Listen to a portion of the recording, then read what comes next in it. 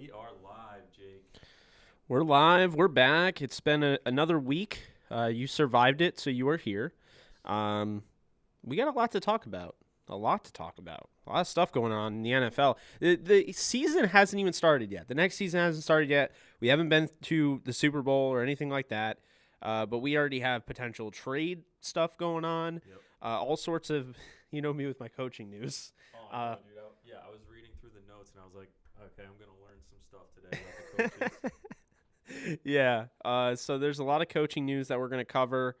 Just a lot of a lot. We're going to have a lot of stuff to talk about. So let's first start off with the fact that, well, it's the Buccaneers and the Chiefs, in case you're living under a rock, that will play in the Super Bowl. And so we are going to discuss, we're going to recap what happened on Championship Sunday, first and foremost. Yeah, man. And then we'll go into everything else. But I want to get your thoughts on, the weekend in general, Adam, because you and I talked and, we flip-flopped. So you had the Buccaneers. I had the Yep. Packers. Yeah. You had the Bills. I had the Chiefs. Yes. So we went So, one for one. We went which one is for, really yeah, good. yeah. So that's not bad. I mean, at least we didn't just completely whiff. Exactly. Now, let's start off with the first game that came to be. The Bucks, they beat the Packers 31-26. This game had the makings of a classic. And it's funny how I predicted the classic to be the Bills Chiefs, but that was far from that. Was almost a blow. It was a blowout. Yeah. Honestly. Yeah. I mean, the Bucks Packers game. It was a good game, man. I mean, let's just get the elephant out of the room. The talk of the town is obviously the refs. Right? A lot of people wanted to put that game on the refs, and I was watching that game, dude. And I mean, I get the talk of the refs, but I feel like they let them play. I was even tweeting this while it was happening. I was enjoying how the refs, for the 99% of the game, were calling that game. They were letting them play. Absolutely. And I think we've seen time and time again where refs really disrupt the flow of games. They kill momentum. They kill drives. They suck the energy out of a football game with their calls and their flags and just interfering. And I really enjoyed, for the most part, until the end, where they were just letting them play. Yeah. And I really liked that, and I thought it was a better game because of it. Now, obviously, that final call, I'll say before I pass it off to you because I want your opinion on it. Yeah, absolutely. I thought the final call, I understood it. But I also think it really looked bad, and they got a lot of grief because of how they were letting them play up until that point. And then they call that flag in that critical, situation where it pretty much iced the game for the Bucks. What did you think of it though? Were you like that was a good call? I get it, or were you just like, man, they were letting them play the whole game. Why'd you call it now? I'm the latter, because I felt as though looking at it, I was with you. I was like, awesome, they're letting them play. It's going to come down to who actually deserves it. And at the end to throw that flag when you could have argued earlier in the game, a holding call that wasn't called allowed Aaron Rodgers' first and only interception of the game, that was pretty crucial. So, I mean, just in general, I think you would hope that a game would never come down to the final call. And we've seen it a lot this year, to be honest with you, a lot during the regular season. So, I don't know. I look at it and I'm like, I'm annoyed that it came down to the final call like that. I do get it's a penalty because he's grabbing his jersey. Yeah. But it's also a little ticky-tack because it's being thrown way over Tyler Johnson's head. Yes. I think that the reason that they called it though is literally because of how bad it looked. Yes. Because Kevin King, yeah. It's like it was like 3 yards, bro. I know. It's ridiculous. So I get it. It's further than Devontae Freeman runs. Yeah, it was bad, dude. It just looked bad. The optics on it looked bad, so I get why they threw it. But then in the full scope of the game, you're like, dang, man, really? It came down to that, you know what I mean? Yeah. But then you could also say that, how do you feel about not going for it on fourth there? I mean, I thought that was a horrible decision because, I mean, I get what LaFleur's doing. If there's 4 minutes, that's a great call. Right. But it's not 4 minutes. No. It's 2. Yeah. And we were talking about this, and it's like, 4 minutes, I probably do it.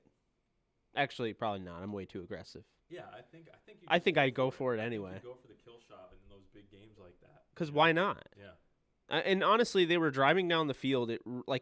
you could argue Rodgers probably should have, gone in the end zone. He didn't. He probably could have got there. If not got there, at least turned it into a situation where they can just run the ball on that fourth down. Yeah, well, that's. It just becomes more manageable. Yeah, and I think he. And I think he knows it. I think he was just trying to get the ball into his best player's hands, yeah. which I don't have a problem with. But there was no. Best player, too. Exactly, and there was no window. Yeah. It was like Rodgers, if he completed that pass, that would have been the smallest window I've ever seen in my entire life. Yeah, dude. It was rough. It was a rough series of events for the Packers. Yeah. Yeah. No, it absolutely was. Would you say that the Packers lost the game? Yeah. More than the refs lost it for them? I would too. Yeah, I mean, don't put yourself in that position. You had three interceptions on Tom Brady, and you didn't really get any points out of it for the most part. So, I don't know. They should have scored on all three of those, and yeah, I mean, it's disappointing. I would have liked to see who I believe is the GOAT in the Super Bowl. Yep. But either way, you have to give credit to the Buccaneers. Yeah, I mean, they literally had to play on the road the whole way. Yeah, man. And they won every single game, and now they're in the Super Bowl, and they get to play at home. Yeah, man. So it's funny. They were my dark horse. I remember. Leading up, they were. Yeah, when no one picked them. Now, I mean, some people picked them. Some people picked them before the season. I was not. Early on, they didn't look like a Super Bowl team. They had to really build into that. So I'm getting reports that apparently my mic is not working. So it's not working. Yeah. You keep talking. I'll work on this. Yeah. Well, we'll see if that is really bizarre though that your mic's not working. It's plugged in. Test. There it is. I think it was just really low. Okay. Yeah, just Continue. Adam, you do interject your voice more. Yeah, man, because I got. He's all like, I got that. Yeah, so the Packers. All right, we're all good. All right. Glad we finished that. What's up, Michael E. King? What's up? It's 8-2 Cool. What's up, Pac-Man? I think that's everyone that's commented so far. Top Dog, what's up? How we doing? All right, we're getting people filing in here, so it's all good. We got the mic situation all figured out and everything. Now, here's the next thing. Chiefs and Bills. Because I want to bring it up again. The bright lights comment that you made to me early on in the year, and I thought it was spot on. Yeah, bro. And people were like, well, like I mentioned that because we had that conversation. I was talking to like my peers and fellow friends and all that to watch football, and they're like, "Yep, I don't think it's that big of a deal." And I'm like, I'm telling you, I think it is. I think you were onto something way before anyone had talked about it. You tell them. Yeah, I basically said at the beginning of the season when Josh Allen was starting to really light it up, I was just like, you think it has anything to do with the fact that there's no fans at these stadiums and his natural ability can just take over, and it's more like a scrimmage? Because I said and the reason I said that was because me in sports, when I played sports, I was always, not always, but a lot of the times I would have like amazing practices or scrimmages even against other teams where there's like no audience. And then if I was just like feeling nervous or anxious, like if certain people were in the crowd that I knew or I liked were there, I would overthink things. I'd start missing like easy shots, just not playing up to my ability. So obviously it's a stretch, right? I'm not an NFL athlete, okay? Clearly. Josh Allen is. He's amazing, so much more talented than me, but it's a real thing that I experienced, and I was like, I wonder if that's playing into any of this with him. And it was the biggest crowd he had all year, brightest lights, biggest moment, going up against the Chiefs, and he regressed to the Josh Allen that we saw for the first few years that he was in the league, and even in Wyoming where he was just up and down and very inconsistent. I think he finished with like 56% completed passes that game, so under 60%. So right around where he was. Yeah, right where. Exactly, dude. And I was like that. Yeah, no, it's. Do you think that sounds crazy though? I don't think it sounds crazy at all, and I think it actually that's what happened. I think I think the moment, and here's the weird thing. I don't think the moment gets to Josh Allen the way it gets to other quarterbacks, because I think Josh Allen does it himself. I think he pushes himself to another level to do more than he has to do. Live to play another down. Why are you ever throwing that? When the pass gets tipped and Rashad Fenton intercepts it, or like later on in the game when they're making a comeback. Yep. Like that play, people would be like, well, it ricocheted. Yeah, but it ricocheted because he threw it into triple coverage. Right. So like It was just a bad decision. It's just an awful from the decision. start. Live Yeah. to play another down. Yep. It's like going back to the Goff interception week 16, the one that you're like, I have no idea what he was doing. Like, live to play another down. That was first down. If he Yeah. throws it out of bounds, you get another down. You're in the Exactly. red zone. Yep. See, you got to know that. And that's the thing. Josh Allen does know that. Everyone knows that.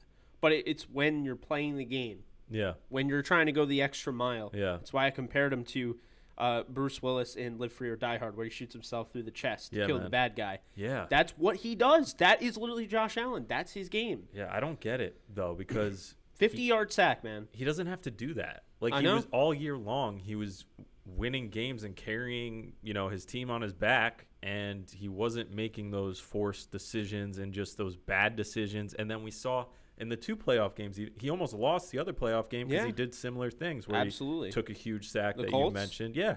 The It's like- 20-yard sack that took him out of field goal Exactly. range, punted it right back to the Yeah. Colts, gave him an opportunity. Yeah. So it's something that continues to pop up, and I know Bills fans are probably going to eviscerate me for saying it because it's their quarterback and they're excited about him, as they should be. But I'm just saying it's a trend that I'm noticing. I hope he fixes it, and I hope it's not a real thing because I want to see him succeed. I like him. I think he's awesome and talented, but it's just a trend. And I'll say this, not to, rain on the Bills parade, but there's no guarantee they get back there. Because we saw it last year with the Titans. Yeah. They were the same type of story. They make it to the AFC title game. They lose. They lost in the first round this year. Yeah. I feel like... I think they'll get back, man. But I don't know. I feel like the only one that's really guaranteed to be in the championship game are the Chiefs. I mean, yeah, they Right look, now. they look ridiculous. You now. know? Yeah. I mean, just like they have Patrick Mahomes for the next 10 years. Yeah, I know. They got that, $500 million contract? Is that what it was? Which is smart, dude, because It's nuts, but it makes sense. the first 5 years are going to look like a lot of money. Yeah. But once the cap keeps going up and up, you're going to be – the final 3 years are going to be like a bargain. Exactly. I think it was a good choice. No, it makes total sense. I don't think it's bad. Plus, the way quarterbacks are playing, man. I mean, at the end of the day, the way quarterbacks are playing, and now 37 isn't even considered too old. Like, you think, oh, yeah, he probably has another 8 years left. Right. It's like, when did we ever think that, I know. Yeah. Now more than ever, man.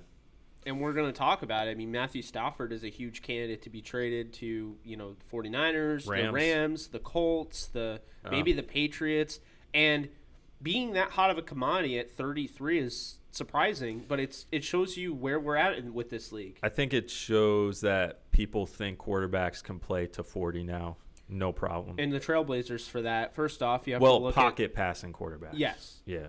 But, I think Stafford does move pretty well. But I always not- called him like Aaron Rodgers. No, I know, but he's not a mobile quarter. Like, that's not his game. Like, Lamar Jackson, I don't think, unless he changes his game, is going to play to at least 40, if that makes sense. He shouldn't. Does that make sense, though? Yeah, no, absolutely. And I think the thing is, though, I think there were Trailblazers that started this movement to play pretty late in their career. You have to look at guys like Brady, Manning, Ben, Breeze, Rivers, that whole group. I mean, they've set the tone, and it's like for somebody like Stafford's like, well, here I am. I was going to go in my 12th year with this team that I have not gone to an NFC divisional round with. Yep. And, I mean, I'm tired of it. Yeah. I'm going to play until I'm 40. I wouldn't be surprised if he does, to be honest with you. Yeah, he keeps himself in great shape. And he looks good. Yeah. He actually looks good, yeah. I was watching tape on him. At first, I wasn't hot on the idea of anyone giving up a first-round pick. I still don't know that I am. Just 33, man. But I get it. I would get it if a team did it. So, and then I was watching tape, and I was like, you know what? He's still got a cannon on him. He's nuts, man. He can really still is. get it done, and he can make things happen that a lot of other quarterbacks can't. So, I get it. I mean, I think he's legit. I really do. And I've been saying it, and I think he's a top 7 quarterback in the league when he's on. And people say, well, what about his injuries? And I looked, I'm like, he's played 9 I don't think he's had that many crazy injuries. Like, he's had nicks and stuff. Because people know, like, the shoulder stuff, right? Right. And it's like, at the end of the day, it doesn't matter if he has, like, shoulder issues going on. If he plays through it and still plays well, Is it is it consistent? Like he has a shoulder thing that's just plaguing him at this point? No, it's just like sometimes he gets nicked up. Yeah. And I think they all go back to the game where the Lions were at the goal line. I'm sure you've probably seen this on NFL Films. Yep. They were at the goal line against the Browns to win the game, and he separates his shoulder. Oh, yeah. And then he comes back out and throws a touchdown. Yeah. And then walks off the field like, ugh. Yeah. You know? Nah, No, he's a warrior for sure. He's a warrior. Stafford deserves more credit, folks. Absolutely deserves more credit. Well, I think he gets enough credit considering how bad his team has been. He does by people that truly watch the Lions. Okay. But from what I've seen, like I've seen a lot of Rams fans, for instance, say that he wouldn't be an upgrade over Jared Goff. Yes, he would. Yeah, like hands down. I don't even think not it's even an a debate. Not even a debate. It's really not though. Like, yeah. I mean, just think about what he's doing with no offensive mind. I mean, you could argue Jim Bob Cooter, but I mean, he had him for how long? I don't know. Maybe like a few years. Yeah, not long. And then everyone's like, well, Calvin Johnson. I'm like, go back and watch Calvin Johnson's 50-something touchdowns. They're not all just him throwing it up to Calvin Johnson. They're good throws. No, they played off of each other. I mean, obviously, Calvin Johnson's first ballot Hall of Famer. Stafford has a long way to go before you can say that. But, you know, I mean.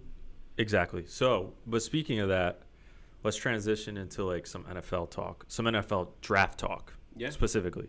Absolutely. So, you just mentioned Stafford potentially landing spot Rams, maybe, right? Yeah. How do you feel about that? Would you rather? Because what are you thinking you have to give up for Matthew Stafford as a team in general? Is it a first round pick? I actually saw an interesting option there. It's a second and a third, and then next year's first. I think I would do that. You would do that? I would do that. See, I feel like that's too much. It might be too much. Yeah. I mean, personally, I think it should be a first and a third, but I'm stuck on the first even. But so you would give up a first and a third, and even a second. Well, I think he's a top 7 quarterback. Okay. So I mean, are we saying for like 7 years of quarterback play at a good level, good to high level? Okay. I think he's going to play into his 40s. Okay. If he wasn't going to play into his 40s, he wouldn't leave the Lions. Probably right. I would say if you trade for him, you at least expect him to play until 40. Yeah. That's what I would safely assume. So you would give that up as opposed to being like, I want to hold on to my first round pick as a team and draft a young quarterback. Well, if you gave me Trey Lance or Stafford, I would take Trey Lance. Yeah, right. Because I have Trey Lance. We talked about this yesterday on my live stream. Joe Curley came on, and we were discussing this idea that we're waiting for the league to finally have a GM and a head coach that is willing to go out and draft a quarterback every 4 years, use that 5th-year option, and then move on. That's crazy. Because I know it sounds crazy, but it can be done. And if you're looking at anybody that can do it, it's Sean McVay. That system. Oh, yeah. Because he's got a great system. Do you look at like any quarterback and say Sean McVay couldn't even help him? I mean, like for me, like I think Trubisky would be good with the Rams. Yep. I think any bottom tier starting quarterback in the league would be good with the Rams. I think Haskins could work in Sean McVay's system. I think Darnold. Like I think they all could. I do too. I think that's why he's such a great coach. That's why he gets picked apart. Like his team gets picked apart every offseason. Now Waldron goes to the Seahawks. And we'll talk about that a little bit later. But because I think he's phenomenal at what he does. He's just a genius X's and O's guy. And I think every time you put on Rams tape and watch that offense work, you're just like, my God, that quarterback is set up to like succeed. Like he makes it so easy. Yeah, because I just feel like the people at home that don't watch film, because you don't see the full field if you're not watching an all 22. Right.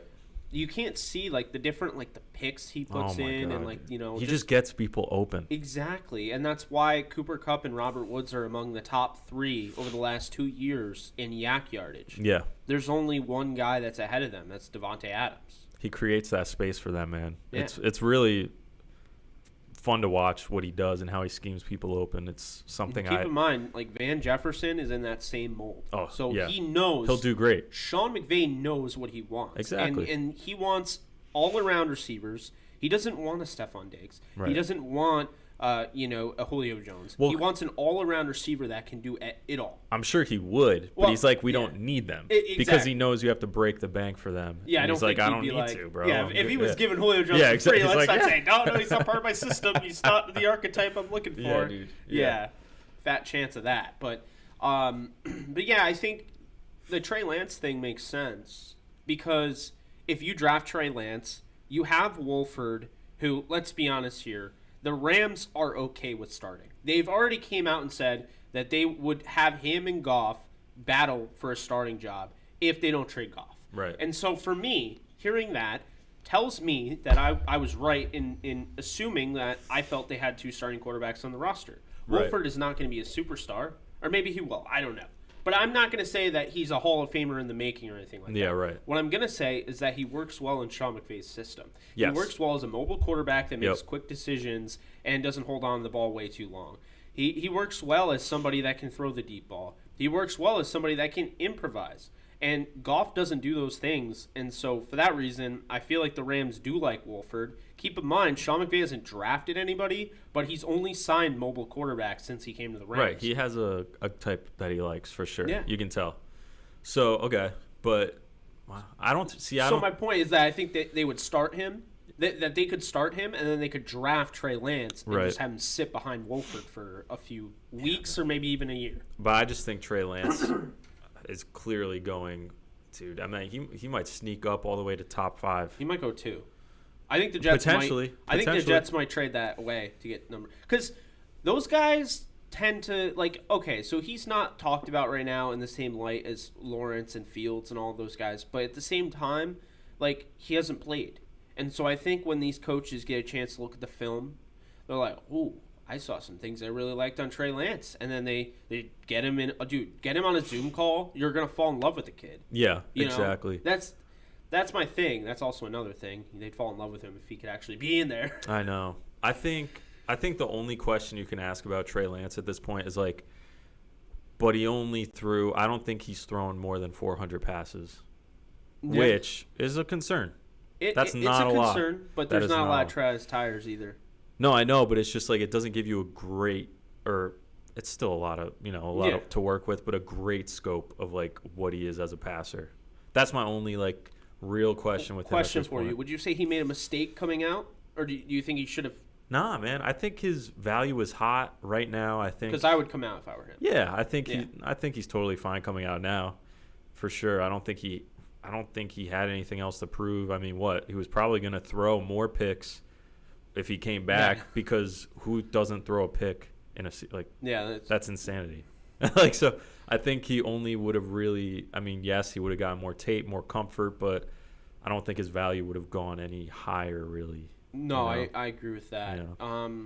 Now, I guess kind of looking at this draft, assuming Lawrence goes 1, how do you have it shaping up in the top 10? Do you see a guy like Kwity Paye or Pye? I might be pronouncing his name wrong. Be careful, bro. Rusher? I got eviscerated for pronouncing name wrongs in my Mel Kiper video. Do you see a guy like that going in the top 10 out of Michigan? Yeah, sure. Yeah, I think it's going to be a lot of quarterbacks though. I think teams are really. I think there's going to be at least 4 in the top 10. I think so. Does that mean somebody like Mac Jones can sneak in the first round? Oh, absolutely. Would you pick him in the first round? I wouldn't. I wouldn't either. Yeah. Personally. Yeah. With the Senior Bowl and everything, I haven't been following as much as new managing editor of Downtown Rams, Blaine Grisack. He's been killing it with that coverage.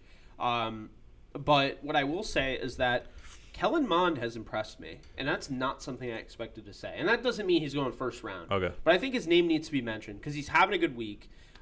He's a mobile quarterback. He's a dual threat quarterback. What are your thoughts on Kellen Mond at Texas A&M? Honestly, I haven't watched much on him. Not to put you on the spot. Yeah, now that you put him on my radar, or I'll check him out. But sounds good to me. I mean, you said mobile, strong arm, good arm. Solid arm. Yeah. He's not a super special prospect, but in these drafts, Adam, when you look at the top 4, I think all top 4 will be franchise quarterbacks. I think so too, and I think it's also just there's really good quarterbacks. Well, top heavy quarterback. That's class, the thing, though.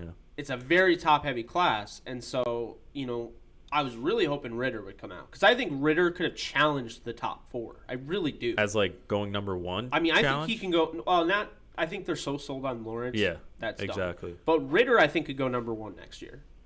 Yeah, I mean, he's my favorite for next year. Yeah, he's my consensus favorite right now. But with guys like I have fans telling me to look up Jamie Newman, and I look at Jamie Newman, and I already showed you the mesh point thing. Yeah. God.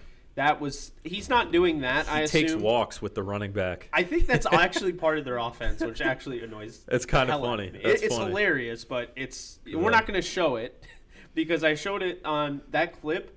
I showed on my my YouTube stream, and it got copyright claimed. Beautiful. 2.5 hours for 4-second. 4-second clip. Yeah, so we're not going to show that.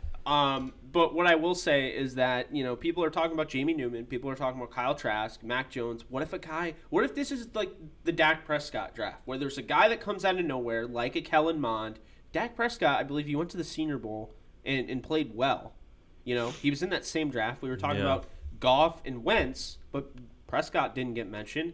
And to be honest with you, looking back at Mississippi State, this is somebody that had pocket presence. He had the dual threat ability that we're talking about with Mond.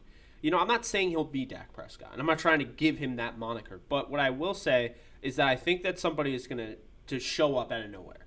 I think that's how this is going to work. You're going to have the top 4, and then people are going to overrate Kyle Trask and Mac Jones. And not Mac Jones. I like Mac Jones. Kyle Trask, I'm scared of. He scares me. I know my video is literally called "I'm terrified of Mac Jones," but I'm actually terrified of Kyle Trask. Like him, I think a team is going to be disappointed if they draft him high. I really do. I think it's going to be really funny if Kellen Mond becomes like a superstar, because in my mentions, like during the stream, it was like a people liked him. Yeah, it was like a Kellen Mond hate party. I'll have to watch him too, man. No, people were hating on him. Oh, it was like a meme. Oh, really? Like, I'll take anybody over Kellen Mond. Dang. And I'm like, wow. I mean, I'd take him as a developmental guy. So yeah, we talked about that. What's up, Eric? How we doing? Tribe, if Goff is dealt just for pick, it has to be a first or don't even bother. Stafford as a Ram would kick ass, but his arm strength would be wasted without a deep threat. I agree with that, Michael. We've had conversations many a times about how I felt like the Rams literally got rid of their deep threat because Jared Goff couldn't hit their deep threat. Yeah. So I feel like that changes everything, and they talked about it. You'd want a deep threat with him. Oh, for absolutely. Sure. Anywhere he goes, you want just dial a deep up, threat. Like, say, John Ross, and be like, hey, run straight down the field. Matthew Stafford will get to you. What do you it's funny you mentioned John Ross, because I'm thinking of making a video on him and, like, what happened to him, what's going on with him. You should. What do you think is going on there? Do you think it's a lack of ability to learn a playbook, or do you think it's just, like, unlucky and bad Bengals situation? What do you think? Do you think he can another regime? Yeah. And I don't think they had any interest in giving him a shot. And he's sitting here like, I just want to play. Yeah. I just want to play. That's all I want to do. And I know this like, people have brought up the same comparison to Tavon Austin because he struggled learning a playbook. Yep. But it seems a little ridiculous. Alex Erickson is getting more of a run than John Ross over in Cincinnati. And it's weird. They draft T. Higgins. They have A.J. Green. Like, what is going on with A.J. Green? Does he get traded this offseason? Yeah, I mean, I know people are now calling him washed, but you have to keep in mind. He's not washed. There's so many targets there because no one talks about Tyler Boyd, who's one of the best wide receivers no one mentions. Yeah, he's great. He's awesome. But A.J. Green fell off a cliff because he's had injuries. And it's the injuries. I don't think he ever really developed a rapport with Joe Burrow the way immediately Higgins and Boyd were his guys. Yeah. Immediately. But I also think the Bengals kind of purposely did that. Yeah. I think the Bengals are really looking at Higgins and Boyd as, like, their future at those positions. But I don't know why you wouldn't include John Ross in that, because he brings something to the table neither of them do. Yeah. Which is absolutely home run, blazing. Tyreek, the fastest 40-yard time Tyreek Hill level speeds. And they're not even trying to use them. It's weird. It is weird. Do you have anything else for the NFL draft? Alex Leatherwood, I'm doing a breakdown on him. Ooh. Do you have any thoughts on him? Yeah, I like him. You do like him? Yeah, strong anchor. I mean, where would you play him? Do you want him at tackle or do you want him at guard? Yeah, people are saying put him back at guard. Why does everyone – okay. Stop. Let me just say this right now. And I know if A.J. Schulte is watching, he's another one that's in this camp.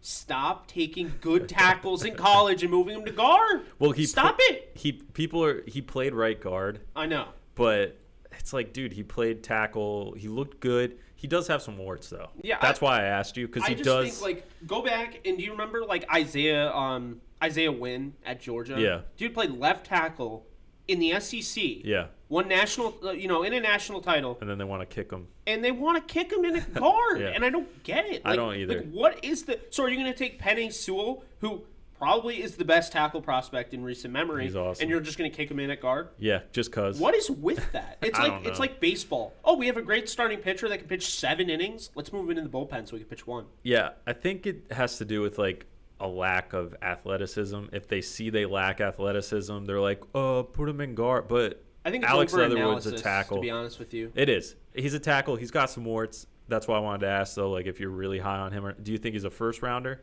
I don't think he's a first round. I would draft him in the second. Exactly. I think Leatherwood would really help. I think he could be a bookend left tackle. He could be. And I won't be surprised if he goes to right tackle. I won't.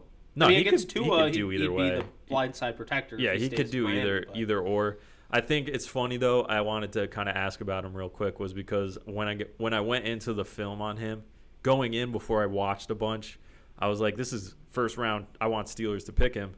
After watching, I'm like, I'd wait till like second round. Well, if you could get him in the second round, that would be awesome. Well, he's a day 2 value guy. Like he's a guy. If he falls in the 3rd round, which could happen. That's a steal. I mean, we've at that seen point, that. Yeah, we've seen guys that are like, oh yeah, I'd easily take him. Like end of the 1st, early 2nd, falls to the 3rd, and you're sitting there like your team passes up, and you're like, why did you pass up on this guy? Like, are you kidding me? Like, I mean. To be honest with you, nothing will be as crazy as like when we saw what was it, DK Metcalf fall like all the way down. Yeah. To the 2nd. Yeah. That was nuts. But I mean, stuff like that happens. It happens every year. Bryson Hopkins is my number 1 tight end. He falls in the 4th round. Yeah, I know. So yeah, dude. I mean, I'm feeling good about that. Yeah. Now I guess we'll move on to the NFL news. There's a lot of it. So Texans hire Ravens wide receiver coach as head coach, David Culley. What are your thoughts on this? Because I think it's wild. I think it is bizarre. I think it's a bad hire, straight up. You do? I think it's a horrible hire. Yeah. I think the Texans needed a Sean McVay-like guy to come in and change everything. And I don't think they get that with a 65 or 66-year-old David Culley who's been in the league. You know, he has the experience. Everyone's like, oh, he was the quarterback coach for the Bills. Okay, but go back when that was. Yeah. That was not with Josh Allen, like some people are trying to say it was. Yeah. It was with Nathan Peterman. And it also, and I do blame Lamar Jackson for some of this, but when was the last time you saw a dominant Ravens wide receiver? Like, Dominant? what has he done since he's been the wide receiver coach there? I mean, the last time I saw a dominant, it was Bolden, but he was from Bolden wasn't even dominant though. He was really good, but that's my thing. Like that's the most dominant they've had at wide receiver. Bolden and then the corpse of Steve Smith. Yeah, exactly, exactly, dude. And like he didn't help Marquise Brown hit any of his potential. They have who's the other guy, the freaking guy from Notre Dame? Oh, Miles Boykin. Yeah, him hasn't even done a dang thing. And yeah, I have not been impressed. I mean, so what did he do with the Ravens wide receivers that the Texans are like? Yes, you're our coach now. Not the enemy. Yeah, it's like not Jim Caldwell again. So many great options, Jim and Caldwell again. Maybe he blew him out of the park, man. I mean, you don't know the interviews but what we do know is that the Texans are really going down a rough path. Potentially, yeah. So and then he said that I felt bad for David Culley when he's like, I came here knowing Deshaun Watson would be my quarterback. Yeah, like about that. Yeah, and did you see the press statement he put out? I think it was the GM, and he was like, "We love Watson. He is for sure. Well, he's in our plans. He's gonna be here." And I'm like, he hates you guys. So okay, did you see that though? That yes, they were like, he's here. Me explain, because people are gonna be like, Deshaun Watson is obligated to a contract. It's a little different in sports. Deshaun Watson is one of the more dominant players in this league. Yeah. The future of this league. Yeah. His play style is the future of this league. Yep. So, Deshaun Watson is taking a page out of the playbook of many. We've seen it in the NBA mainly because NBA for years has been a players' league. Yeah. Players dominate the league. Yep, because it's a 5-man team. So. LeBron James with the mobility, all that. Yeah. And now I feel like the NFL is starting to adopt that. We saw the whole standoff with Melvin Gordon and the Chargers. Yeah. We saw Le'Veon Bell. We saw Antonio Brown is a perfect example. I just think now that is kind of where this is trending. It doesn't make Deshaun Watson a bad guy. Because no, dude. Look at, and this is my argument for him. before you call him a crybaby and you call him, ungrateful and all that, because I've seen it, here's what I'll say. Look at the way Tom Brady is being regarded. Somebody that's going to be in his 10th Super Bowl. Yeah. Look at the way Aaron Rodgers is being treated for only winning one. Yeah. It's all about winning for people. Dude. That's and Deshaun Watson has, and this is something you may not know, you might know. Deshaun Watson, who should have been the pick for the Bears, they got Trubisky. I know. Trubisky has a winning record. Deshaun Watson does not. It's bad. Is that on Deshaun Watson? No. No. It's not. No one's going to say Trubisky is a better quarterback. No. Well, Bears fans, if you're a homer, you might. But outside of that, you're not going to find anyone saying that. So it's pretty obvious that that's not the whole scope of the story there. So I think it goes to show you that Watson signed thinking, okay, I'll buy into this. I'm a little concerned you just traded my top guy with Nuke Hopkins. Yeah. I'm a little concerned. A little bit. But I'm going to I'm going to right the ship. We're going to win this together, and we're going to win it for J.J. Watt. We were just in the playoffs. There's no reason for me to suspect that we're going to fall off a cliff. And then they fell off a cliff. Big cliff. He was like, this is ridiculous. Yeah, dude. This is on coaching. We had a head coach that you had to fire after like week 5. Yeah, it's not like everything is great and dandy there, and he's like, I'm done. Bye. Like, things are terrible. Yeah. They aren't showing any, proactiveness towards, like, building a good team, a good foundation. They aren't respecting him as a player who's driving that whole franchise. Yeah.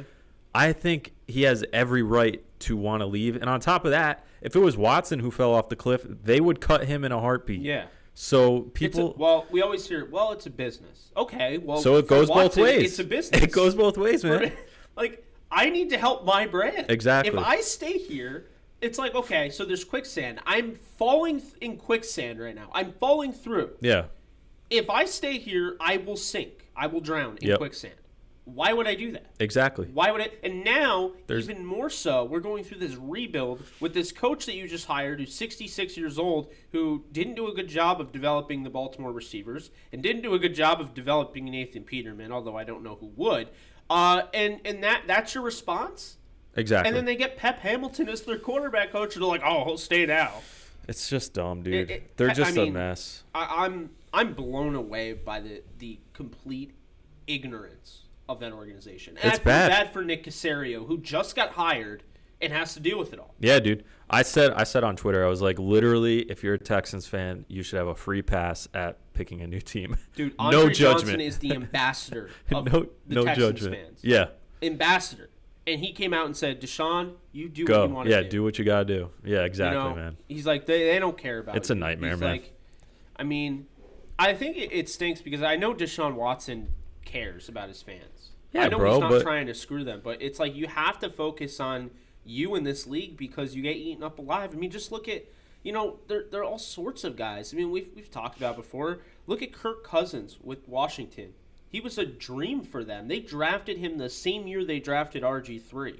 They got him in the 4th round out of Michigan State. And what did they get out of him? Nothing but great things. Nothing but great things out of him. And when the time came to pay him, what did they do? Well, the owner couldn't even call him by his first name. Yep. And they let him go. Yeah, bro. They played hardball with him. We're seeing the same thing with Prescott in Dallas, and I feel like which is a crazy situation that's in another itself. thing I it's definitely like, want to talk dude, about. it's bad, and it's a trend that I think quarterbacks and players in general should have the right to fight back on. If teams are just going to cut guys when they fall off cliffs, if the franchise you play for shows a lack of wanting to be great, wasting your talent when you work your butt off like a Deshaun Watson does, who's special and should be winning playoff games, and they're not going to help you do that, I don't see any problem with players being like, you know what, I want to go somewhere where I'm going to be appreciated, my input's going to be cared about, and we're going to try and win some real meaningful games. And the Texans are not right now trying to do that. So the Texans are going to go with Tim Kelly as their OC again, yep. who I thought did a great job. And honestly, if you hired Tim Kelly, I think that would have been a good hire. Very young OC. And then they hire Lovie Smith as defensive coordinator, a guy that's had success in this league, a guy that, I don't think he's been treated all that fairly, to be honest with you. A lot of people are confused why he was fired from the Bears to begin with, in Tampa. And then they got Dirk Cutter in Tampa, and So I mean, look, I think Lovie Smith, who's been in a Super Bowl before, I think this is somebody that has been waiting to get back in the league. He was the Illinois head coach, and he's been waiting to get back in the league. He's a very good defensive mind. That's a good hire, but I just don't get the David Culley hire at all. I just don't. Yeah. I don't get it. I just don't think there's anything special going on there. I don't think it's any moves worth like getting excited about. You look at the list of names and you're like, it's more of the same. Yeah, no, I definitely hear you there. So the Seahawks hired we'll talk about, I mean, this is going to rub you the wrong way, right? The Seahawks hired the Rams passing game coordinator. How do you feel about that? How do you feel about every offseason Sean McVay's team getting picked apart? Because I saw your tweet and we disagreed on it. Yeah. So share your thoughts in a more expressive way where you're not limited to 140 to 280 characters, whatever it is. That was also the problem with that tweet, which a lot of people hated because I was only limited to that. You can't explain everything. So how do you feel? So I think there needs to be some sort of compensation. I do. In what manner? I'm not saying first-round draft picks or anything like that. But I think that... Yeah, no way. I mean, I think legitimately, if you're losing guys each and every year, and keep in mind, all they can say at the end of the day, if they designate it as a promotion, you're going to lose your guy. You can't block that. So Aubrey Pleasant, and let me just say, first off, Aubrey Pleasant's been my guy for the last 3 years. And I understand Aubrey Pleasant's leaving. And what is he? He's a cornerbacks coach. So right. Look at what he's done with and Troy he's going Hill and he's Darius going to be Williams. A secondary coach, right? Yes. So that's their promotion. It is a promotion. I think it's a promotion, but it's only a promotion because the Rams don't even have that position. What they do is they break it up. They have a cornerbacks coach and a safeties coach, Aviro Ajiro.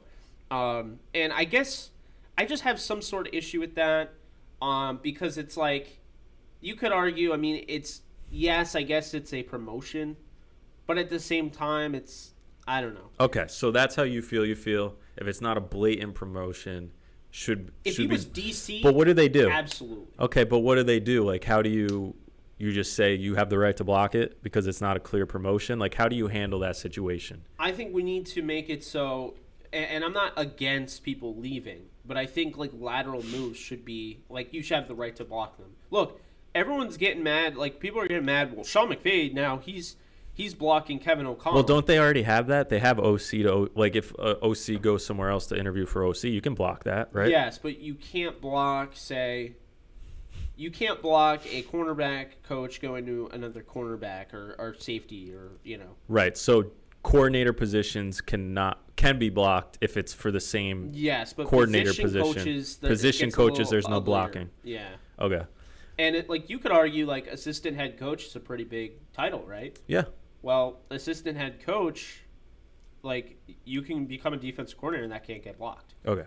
So you're saying you should have the right to block that. Here is why I am on the other side of the fence, and these are my thoughts. I'm kind of with you too. I'm like I don't think it's black and white. Is my point. Okay. So my reasoning is because at the end of the day, and I'm going to use a real life example, and I know again it's different, like but I worked as what was called a Salesforce admin at one company, and I was making $35,000 a year. Not to get like all into the weeds on my salary, but I don't care. I'll share that number. It's a small number. Yeah. And I worked and got experience. So let's just say, put it in the perspective of a secondary or a cornerbacks coach working, getting experience, whatever it is. And then a team comes along after even just a year, which is actually what happened with me. After a year of gaining experience in that role, I got an offer from another company, and guess what the title of the role was? Salesforce admin. So from the outside, you'd be like, it's not a promotion, bro. What are you doing? We should be able to block that. But there's multiple things that were promotions about it. One, the company was bigger and better. Two, the pay was more. I'll just say that. 3, the opportunities there were better because they were going to give me more responsibilities to get bigger and more experience in things that are outside the scope of Salesforce admin, but would let me later on move from admin to maybe architect, which is just a jump up for people who are trying to follow along. So the idea that like promotion is only in title, to me, isn't valid, because you don't know when they went into the interview what was discussed. They could have been like, we're going to give you $10,000 extra. Oh, your family lives here too, by the way, in this city. And I know that the Rams don't let you contribute at all for the defensive game plans. We're going to let you do that so you get some more experience there. Yeah. And all those things are a promotion. But the title still might be quarterbacks or cornerbacks coach. So to me, blocking that is not fair, not right, and I think it's a little short-sighted. But that being said, I get your argument as well, because the Rams and Sean McVay is trying to build up a coaching staff, and it gets picked apart every year. But do you see where I'm coming from with, like, absolutely. As a fan, you could be just like, oh, and I'll make the argument for Aubrey Pleasant to do that. He should have been the defensive coordinator. Yeah. And I think they told him after Wade, oh, we're just going to get Brandon Staley, and then after him, and then now it's like Raheem Morris, he comes in. And I just think, I don't know, Aubrey Pleasant has experience with Raheem Morris, but I think Aubrey Pleasant's ready. Yeah. And he's looking at a guy that was a 30-year-old head coach, and Sean McVay, and was like, I'm older than you. It's time, I'm not that far away. Yeah. I need this experience. Now, I guess my thing, I'm almost annoyed that it was a secondary coach, because I wanted him to go and be a defensive coordinator. What I won't completely throw, away is the fact Aubrey could be doing this to go to the Lions, get that experience in a different role, and then come back as the defense coordinator when Raheem Morris leaves. Sure. I wouldn't be surprised if that's the case. But I guess my point is, like, you look at the Chiefs, they could win their second Super Bowl in a row. Where are they getting? No one's poaching them, but everyone is poaching the Rams. They're coaching because probably people assume that a lot of the success is, one, Andy Reid, and then two, the talent. Yeah. They have the best quarterback in the NFL right now. They have an amazing stable of weapons. I think I do have a problem with the Shane Waldron thing, but not for the fact that he's getting a promotion. Right. I don't think you should get either severe compensation, or I don't think it should be allowed to have a rival poach you like that. But I don't think it's poaching. I mean, it is poaching, but... Well, yeah, Russell Wilson was part of the search, and he wanted the Sean McVay offense. Right. So they went and they got Shane Waldron. But I just think when you get into those semantics, there's so much there. It's just not as simple as being like, they stole our guy. It's like they might have gave him more money, more responsibility. There needs to be some sort of comp, I think. You think there's a check and balance? I think if you're getting a offensive I think coordinator the comp is fair. Yeah. Because you know why? Because the comp, for one, it doesn't block anybody from getting potential promotions. However they see a promotion. A promotion to one guy might not be in title. It might be in just salary. Yeah. It might be in, I moved back to my hometown. Promotion could mean a million things to everybody is different. But then it doesn't block anyone. And then on top of that, if, like you said, the Seahawks want to steal someone, they're like, okay, well, we know if we take this guy, we're about to be giving them a third-round pick.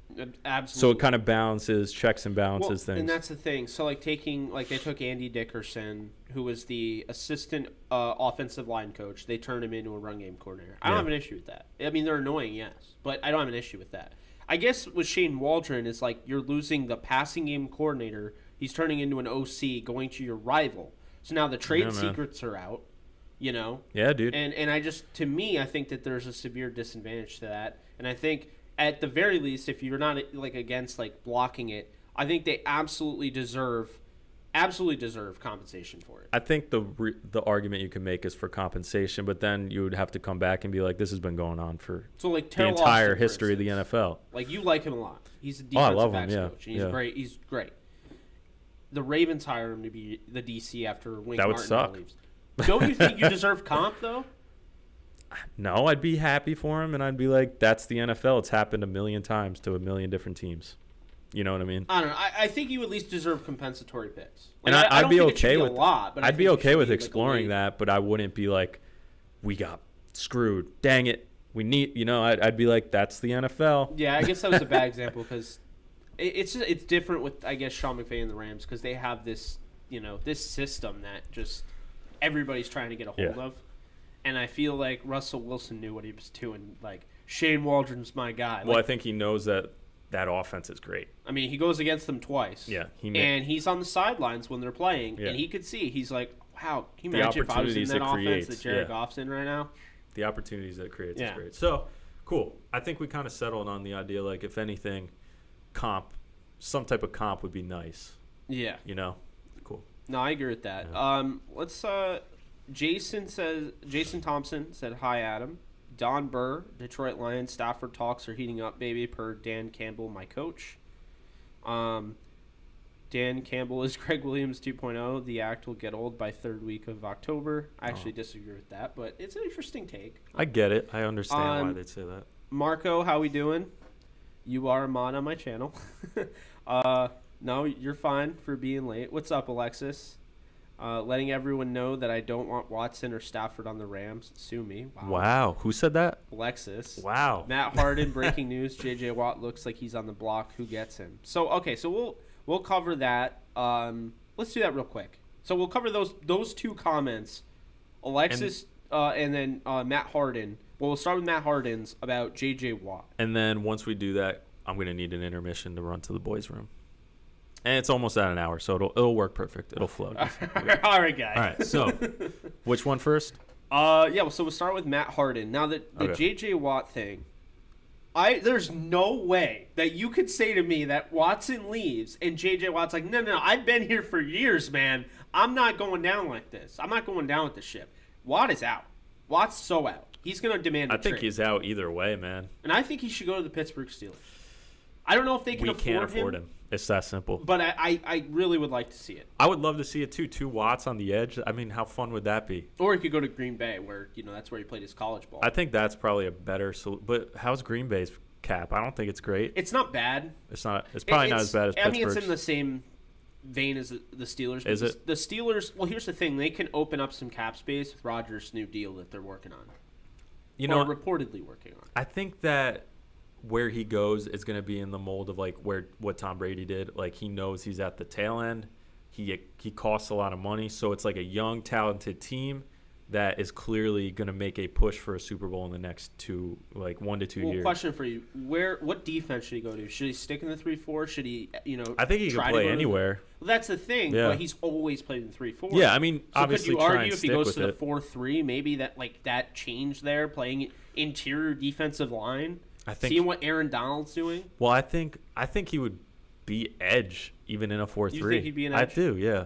I think he could play all over. I mean, he could. But I mean, who would you say are the best fits right now? So, like, I think the Steelers are up there. If they can make it work, he's a great financially, fit. Well, team-wise, they're a great fit, but financially, they're not. So obviously, playing with his brother, I think that's something he would want to do. Oh, of course, yeah. And his other brother's there too, isn't he?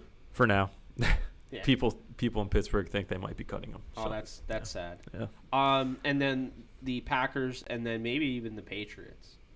I could see the Patriots. That defense is already really good. I could see the Patriots for sure. Yeah, I mean, Packers, I like the fit. If I'm J.J. Watt, give me a coach that gives me an opportunity to win a Super Bowl. Exactly. Like, that's all I want. That's going to be top of his list. Pittsburgh does it. Green Bay does it. Yeah. New England does it. Maybe even, like, I don't know, the Browns. He sees what they did this year. Maybe he looks there. The Chiefs, I don't know if they'd be able to afford him. Yeah, that might be tough. His contract's pretty fat. It's but fat, I think it's dude. like for, 2 more years? I think so. I could try and pull it up real quick. Yeah, I mean, I think, that's... See, let's see here. We got... If we drop Ben's contract, we could get... Well, they're not going to drop Ben's contract. What Ben is going to do, though, is he's going to take that significant pay cut. Yeah, it's a fat... The next 2 years are... I mean... What's the... You got... Or it looks like it's just 1 year left. But it's 17.5 million base salary. Click on the X, though. What would they... Right here? Yeah, what would happen to that if they traded it before June 1st? It would be... They would save all of it. Okay. So they have high initiative to trade him. Wait, so... Because it looks like just base salary? That can't be right. So it would just come off the books then? I guess so.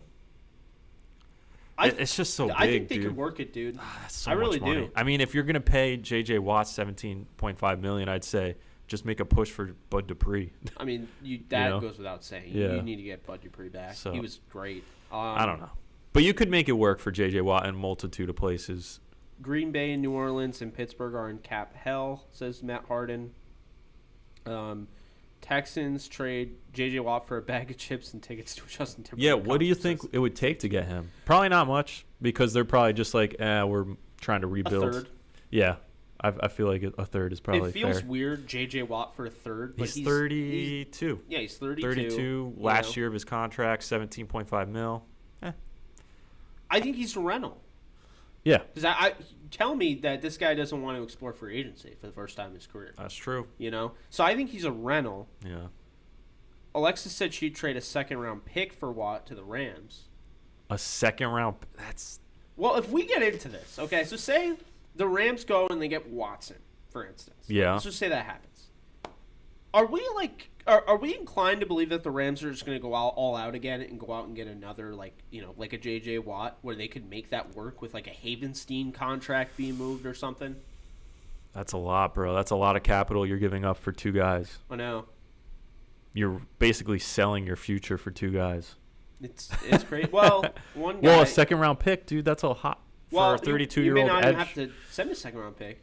Havenstein and, like, a late-round pick. You're yeah, okay. I don't know. Yeah, I don't know. I have no idea. I mean, This is going to be the wackiest offseason. It's going to be a fun one. Because, the draft in and of itself is going to be weird. No combine. Everyone's meeting over Zooms. You're going to get weird pro day numbers that you can't trust. And then the offseason with all the quarterbacks potentially moving around. It's going to be wild. It's going to be crazy. All right. So before you leave, yes, we go to intermission. Alexis, we gotta discuss this because Alexis is letting everyone know that she does not, as a Rams fan, want Watson or Stafford on the Rams. Rams don't have a first, and we would have to give up the world and players. No thanks. Getting Watson means no first-round picks until probably 2023, 2024. Which we will is have true. to give up some valuable players. We can get another decent quarterback, take a year to have Goff and Wolford battle, then draft a quarterback in 2022 and draft Ian Book. She's going to kill me for butchering the name. Ian Book this year late. What are your thoughts on that? Because here's my thing on that. And I don't know if Alexis has thought about this. And we haven't really talked in depth about this yet. Yeah. Because I've just been streaming about it. But this is the interesting thing. We're talking about Deshaun Watson forcing himself out of Houston. Yep. And we're going to talk about this a little bit later. It's on the docket to talk about. Okay. But Deshaun Watson has demanded a trade and, according to reports, is willing to hold out no matter the cost. And there's also stuff going on where Jalen Ramsey goes on a live stream. I don't know if you saw the video with Nuke Hopkins. Oh. And he Nuke Hopkins says, ex-Texans quarterback Deshaun Watson. And Deion Sanders is like, wait a minute, ex? He's like, where's he going? So Nuke doesn't say anything. And Jalen comes out and he says, you already know where he's going. And he's like, where's he going? Yeah, but he's going to L.A.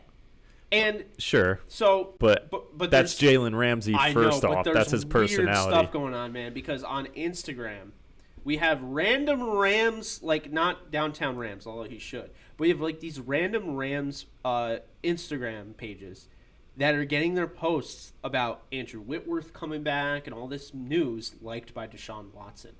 I'm sure he wants to go to L.A. But that's my thing, is that it's L.A. They might not have to pay a whole lot for him if he forces his way out. So, like, what's his name? The guy for Fox, Doug Gottlieb. He comes out and he says, I think the Jets is a smokescreen. I think the whole time he's been forcing himself to go to L.A. And I thought about this, and I'm like, normally I don't love what Doug Gottlieb says. But I thought he made some good points. And he said, look, when did this Deshaun Watson stuff come out? Right when we found out about the Jared Goff stuff. Sure. So there's something going on here. David Mulugeta, who's one of the best agents in the game, he's an agent for Watson and Ramsey. Before you say, well, Cooks and Jared Goff had the same agent, here's the thing. Ryan Tolner isn't the same thing as David Mulugeta. Mulugeta cares a ton about his guys, and he cares about them on a personal level. Sure. It really relates. So could I make the argument that maybe this whole thing is being planned by Watson to push himself to the LA Rams, play with a Sean McVay, have weapons like Cam Akers, Darrell Henderson, Woods, Kupp, Van Jefferson, Tyler Higbee, Bryson Hopkins, a top 10 offensive line as of last year, and an elite defense? Okay, well, let me give you my thoughts on it. Yeah, go right ahead. I think first off, Jalen Ramsey is just that type of dude. Oh, he okay, is he'll that just type say that, but it was interesting. and of course he wants him. I think again, he's going to be a top 5 quarterback for the next 10 years. He's awesome. He changes any team that he steps onto. He's your guy. You can go to the playoffs every year with a guy like him. He's special. He's great. Every team that again doesn't have like Patrick Mahomes, and that's pretty much it after seeing Josh Allen in the playoffs. I'm sorry. But should be looking at him and being like, he probably would make our team better. Not saying every team should go out and try and get him, but I think that's just true. He's that special. So I think, of course he would want to go to L.A. Dude, their defense is amazing. Yeah. It's L.A. It's L.A. He's there a lot. Yeah. It makes sense on a lot of levels. I just literally think if I'm being realistic and I'm looking at the Rams and the capital it would take, I don't think they have it, because at the end of the day, the Texans get to pull the trigger and decide who they move him to. And I don't think the Rams have enough capital to compete with some other teams who are also going to be really making a heavy push for him. Like, there's a lot of teams on that board who would do it. The problem, though, is that he said he'll hold out no matter the cost. Sure, but I don't think he's going to hold out and just be like, only L.A. That's it. That's how it works, though. I think there's other teams he would go to, though, is what I'm saying. is he's very connected. So if he says straight up to the Jets, we're like, my client is not playing for you, they will. And he'll just hold out, like you said, and he'll lose his money, and he doesn't care. Yeah. And that's fine. And if he does do that, by the way, I would respect it. I would not be mad at him. I would be like, dude, you wanted that team. I would You made it happen, and I get it. You screwed over my chance to go through free agency. But I signed with you, and you didn't give me any sort of plan to win. That's how I am saying for Deshaun Watson. Yeah, but I just think there's a few other teams out there who have the capital that he would not refuse to go to. I think there's more than just the LA Rams that he would be like, you know what? Let's do it. Well, I think it's the Rams, the 49ers, and then honestly, I can make the argument for the Colts, but I think Texans the Colts would never trade him to the Colts. I like the idea of the Colts a lot, man. I do. I like him on the Colts. If Ben was gone, I'd say the Steelers should trade the farm for him. Oh, well, yeah, of course, so would I. Yeah. But he's going to stay, and that needs to be said. They don't need to go out and get anybody because Ben's going to stay. He's going to be there for another 2 years. Probably a year or two, yeah. Yeah, and he's going to take a pay cut. Yes. And he's going to allow them to bring back a Juju or personally, I'd bring back Dupree. I mean, their track record of wide receivers, like to me, James Washington is only getting better. Yeah. And Deontay Johnson, and then you have Chase who we think. I mean, Chase is going to be like Megatron. I think anyway. And you've said it. So I like him. I think that's we'll see. He has a chance. I hope so. He has a chance, sure, because he's built like him. Yeah. So you would bring back Dupree? I would. If you could, but I just think pass rushers are such a premium. It's hard. Yeah. All right. You ready for intermission? Like 5 minutes? Yeah, we're gonna hit a 5-minute intermission, and we'll be back. And we'll talk more about what's going on. All right. Be right back, guys.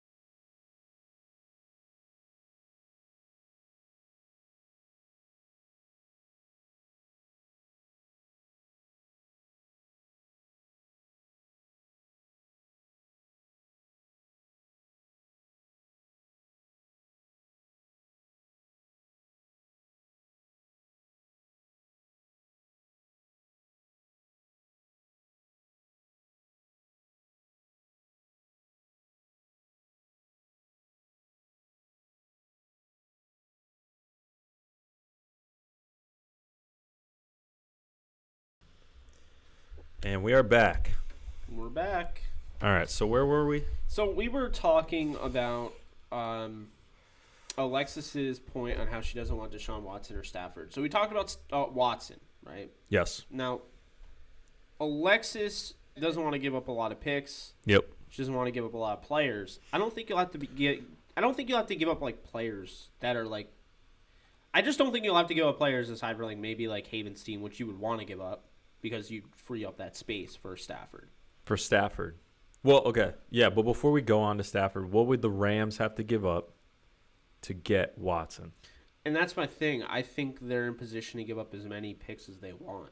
So I think the Rams actually Like just the underrated. The Rams might actually have the best package of anybody. No, because they're willing to give those picks up.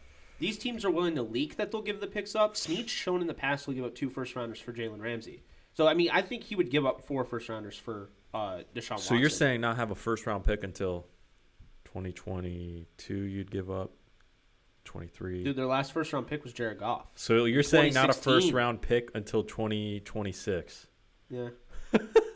Do you realize how ridiculous that sounds? It was ridiculous when they traded the farm for I know, Jared it's Goff. just so funny when you say it, though. I know, it is hilarious. I mean, And you would do that. Crazier And you think in Watson's another worth sport? it. But you think Watson's worth that? Yeah. Not having a first-round? Okay. Yeah. I Well, mean, they've made do, though. And I think this is the thing. You do it when you know you're a team that can find great, I think anyway, you can find great contribution and, prospects that can, rise above where they're drafted. And look your at coach. Sebastian Joseph Day in the 7th round. Yeah. Micah Kaiser starting inside linebacker in the 5th round. All sorts of guys. And, Jordan Fuller in the 6th. And then just look at, like, what they've done undrafted rookie free agency.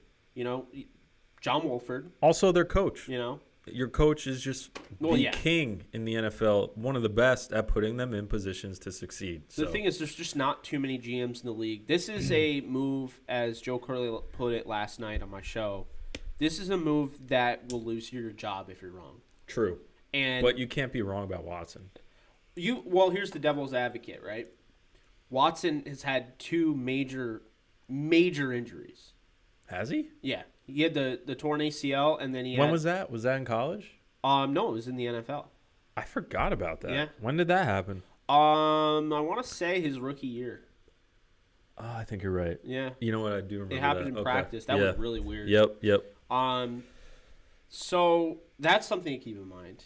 Sure. But at the same time, he's 25. Yeah. You have him as long as you give up the picks.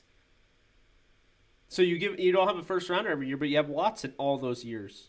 I know. And I will say, when I looked at the Steelers' first-round picks the last, 3 or 4 years, really it's T.J. Watt, who is, worth it, Bud Dupree, and then it's Artie Burns, nope. So Terrell Edmonds, nope. Yeah. It's I'd think about it. Exactly. Well, it's always better when they're picks, right? It always sounds better when they're picks. It sounds like you're giving up a lot more, but then you look at who they turn into. It's like instantly, as soon as you make that draft pick, that pick isn't as valuable. Isn't it weird? That it's always the case. Well, it just depends on what they turn into, and a lot of times they're not going to, Like right now, Jalen Ramsey is sitting there, and the Rams did well this year. So that first-round pick is going to be a late first. Yeah. And if it's another, Caleb on Chason, and then whoever they get this year, that's who they trade for Jalen Ramsey. Yeah. Does that sound like they won that trade? Probably. What do you think about it? So that's interesting. As far as Stafford, I think it's a first and a third. As far as Watson, I think the Rams could give up upwards 5 first-round picks if it takes it. That just sounds so crazy. But really though, would you be shocked if Snead did that? No, because Snead does stuff like that. Probably not. He gave up 2 firsts for a cornerback. He gave up 3 for Jared Goff. Yeah. So you're right. All right. So I'll say that. Now moving on, we have so we talked about Dickerson and Waldron. Packers are announcing that they will not retain Mike Pettin as defensive coordinator. I think this makes sense because I think they had him for 2 years to ease the transition, to make it easier on Matt LaFleur to not have to go out and install a new defense. And now I think he wants his own defense. Fair enough. I think it's fine. So I hear that. I'm cool with it. 49ers buzz.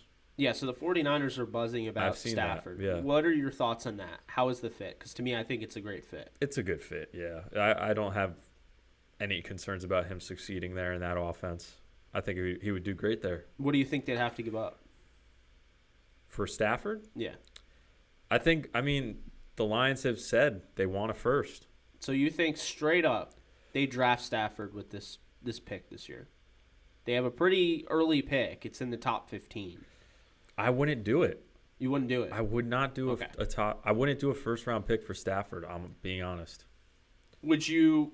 I mean, the 49ers have shown the ability to draft pretty well in between the lines and everything. So wouldn't you just say, screw it and offer 4 for Watson? Right. If I was going to trade first-round picks, it's for a quarterback who's got the full shelf life ahead of him. And Stafford just doesn't.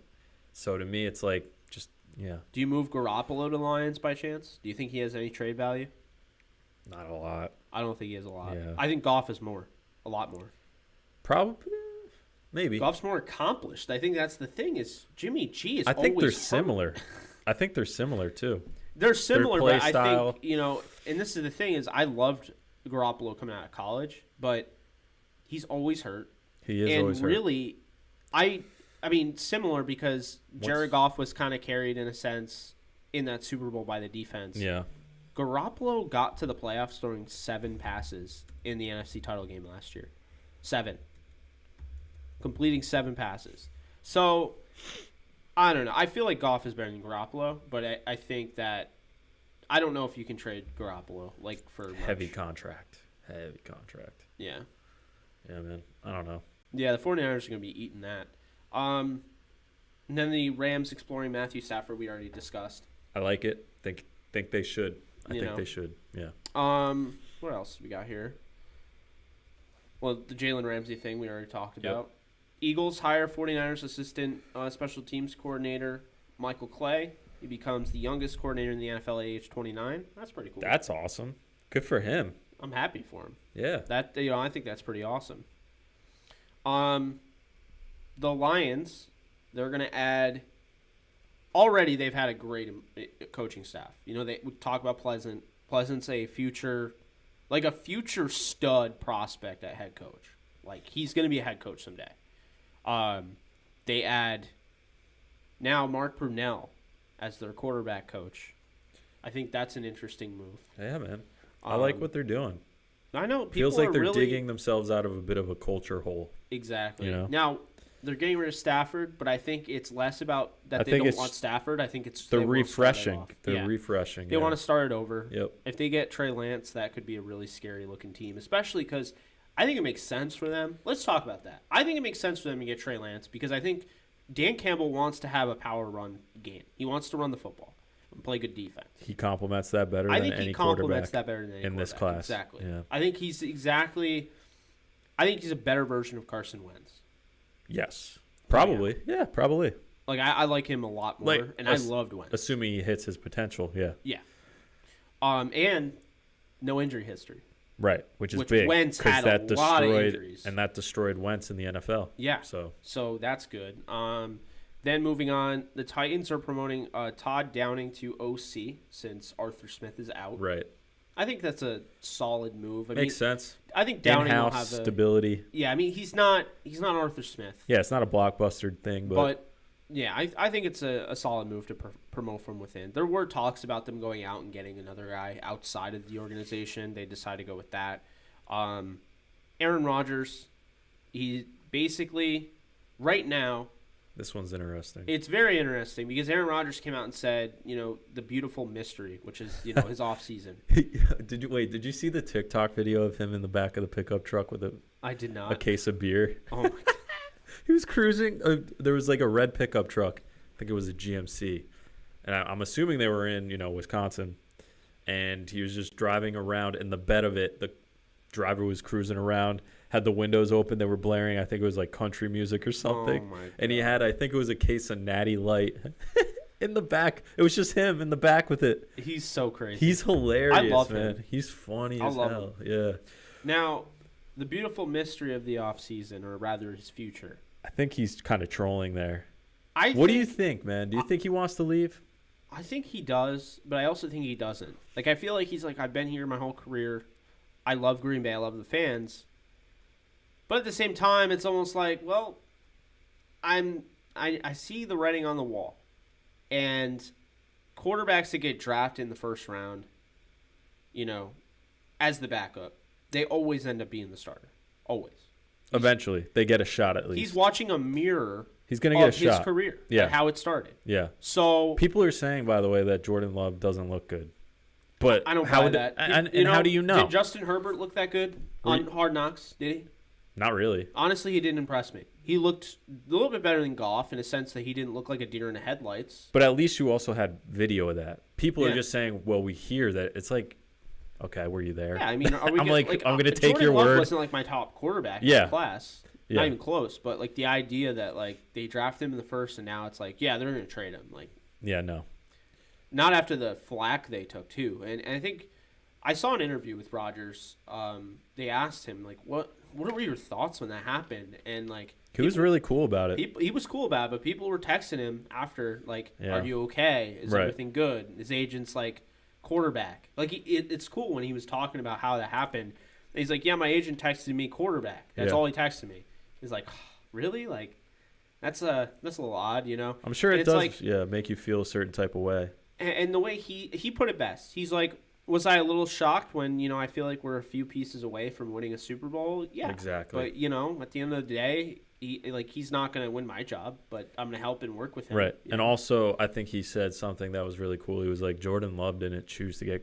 I can't be mad at him that he said that, because imagine if it's so true. It's like he didn't choose that, but okay. So you think Aaron Rodgers is?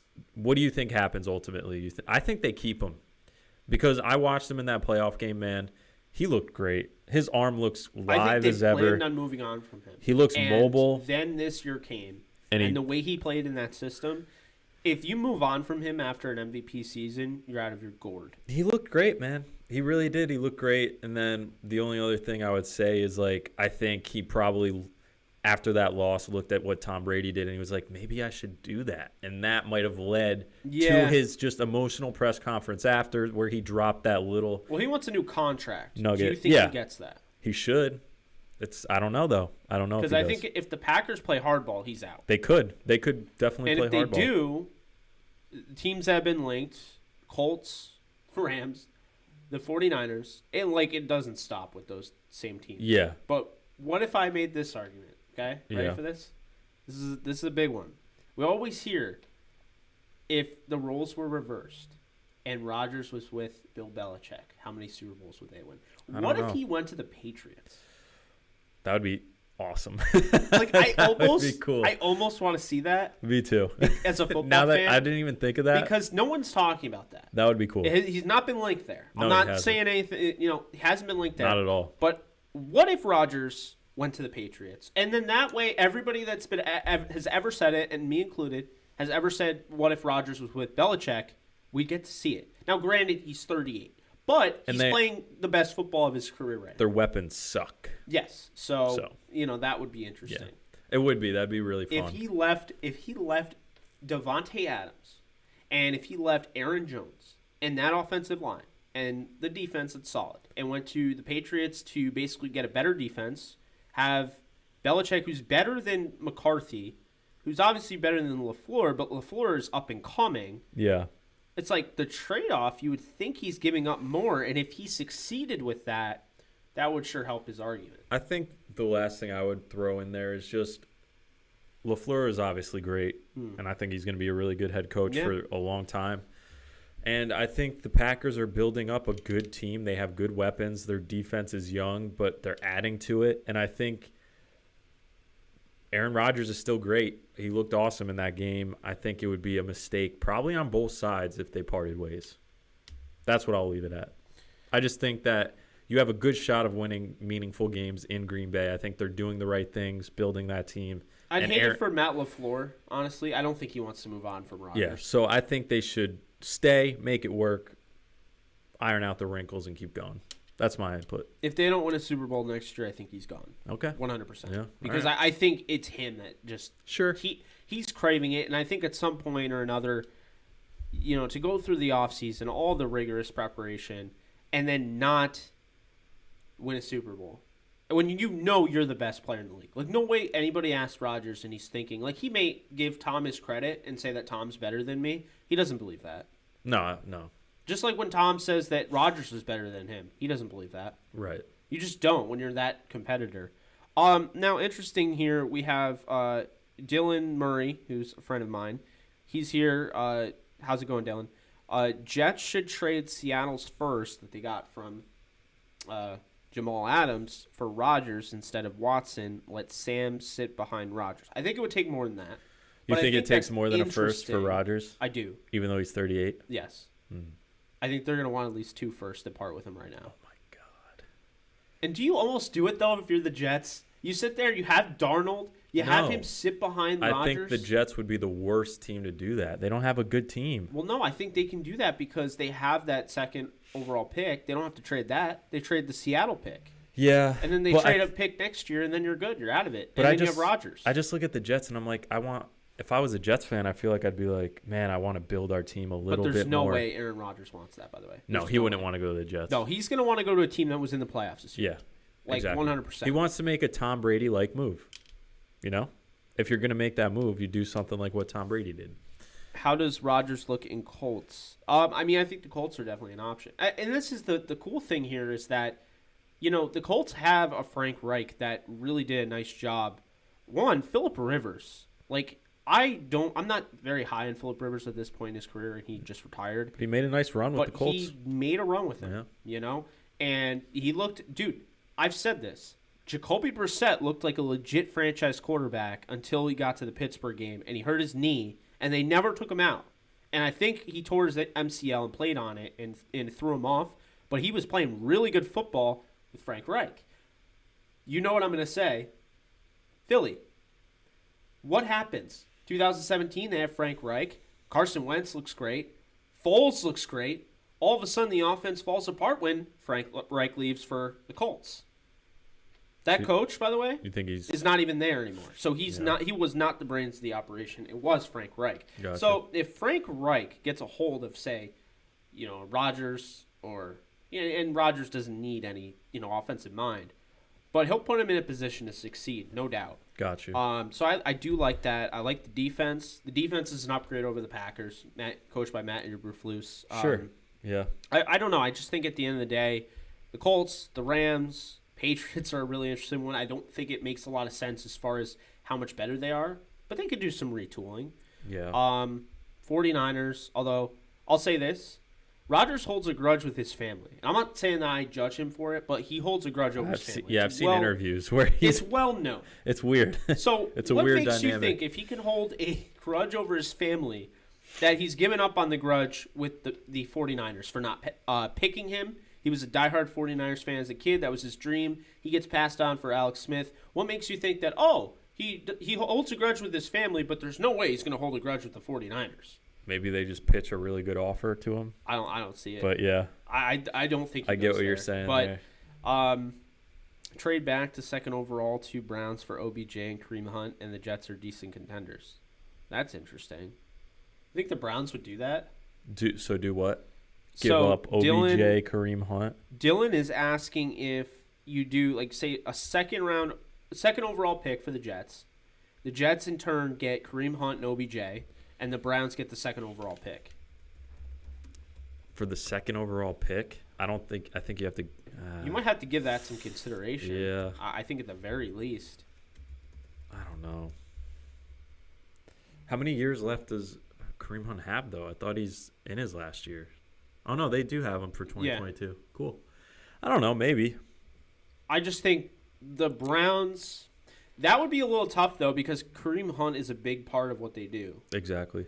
Although, they get another pick. Say they use their other first-rounder, and they take Najee Harris. Ooh, I would hate to see that, but yeah. So Najee Harris and then Chubb. And the second overall pick, you get Penei Sewell. Or... You just say, screw it, Baker. You trade Baker and you draft one of those guys. Imagine. Just ride it after hot. He took us to the playoffs and beat the Steelers. They'll never do that. But no. I don't know. All right. So what else where are we going here? Adam Schefter discussed a scenario where the Cowboys could tag Dak Prescott again and trade him. Is that for real? For real? It's for real. And I hate it. That's I hate so it for disrespectful. Dak so much. He had so his ankle completely destroyed. The Cowboys, if they do a move like that, I will forever hate them. I mean, he was on pace for 6,000 yards, Adam, before he got hurt.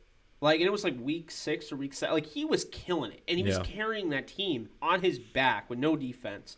And you could say, well, he has weapons. I don't care. Dak Prescott behind that offensive line that has gone downhill. We've talked about this. Yep. Notice Dak keeps getting better and ascending. And Ezekiel Elliott has fallen off a cliff. Yeah. Imagine, is that for real? Like, where did Schefter hear that from? Is just his sources? Yeah, well, he's throwing that out there, and right now, the way it stands with the Cowboys is that they're either gonna tag him, and then sign him to a contract before the deadline, or they're gonna trade him. Dude, if they don't, or they'll let him go outright. If they just don't give him a real contract, a good one that he deserves. That's just disrespectful. If he leaves, Washington better just throw the farm at him. Yeah, I mean, these are the only two options for me. Don't sign him, fine. Let him go. Let him hit free agency, or give him the contract he deserves. It's that simple. What if, so say, here's a weird one. I don't know why. No, he wouldn't do that. Never mind. Because I was just going to say Rodgers for Dak. And it's like, he's not going to want to go with McCarthy. That's such a bad. Yeah. I don't even know why they didn't fire him, to be honest, or why they hired him. Yeah, I know. See, I don't know. Dallas is behind the times. I don't know who wants to go there. Now, let's talk about trade destinations for Dak Prescott. Like, if you are a team out there and need a quarterback, would you go after Prescott? Yes. But, Washington isn't a trade option. They wouldn't trade him there. But Dak could just do a similar holdout. Yeah, that's true. But he's not going to get to Washington. There's no way. Yeah. So that limits. Do you like the Falcons? I think the Falcons are interesting. What if the Falcons trade Matt Ryan? What if the Cowboys take Matt Ryan? Sucks if you're a Cowboys fan. I mean, they're gonna have to trade Dak if they've pissed him off. Yeah. Cousin Lucas just joined. What's up, Lucas? How we doing? So I think it's really interesting. I think it begs the question: if Dak Prescott is traded from the Cowboys, where would he go? Oh, God, dude, I don't know. I mean, these are the questions that I don't know, man. I think they can still rekindle that relationship though. So I don't think there's like as much disdain as there is with like a Watson. There's not as much. Yeah. But the fact that Schefter's mentioning that, I know. There's merit. If Schefter says something, I always like consider it to have. That's why when he said like Rodgers playing in LA. Yeah. My eyes popped because I was like, he knows more than he ever lets on. But I think the same teams that we are listing for Watson and Stafford even are the same teams that would want a Prescott as well. I think it's really the same kind of crop of guys. I don't think the Rams could get him though because he needs to be paid. It's a brand new contract, so I don't know how that would work. Sure. But I mean, I'd love Dak. Yeah, right. Dak He'd Prescott be great in that offense. In that offense, would throw for 6,000 yards if he needed to. Like, that would be nuts. I mean, the ankle injury, sure, but I think it's fine. I was saying last night I'd pay 36 to 40 million a year for him.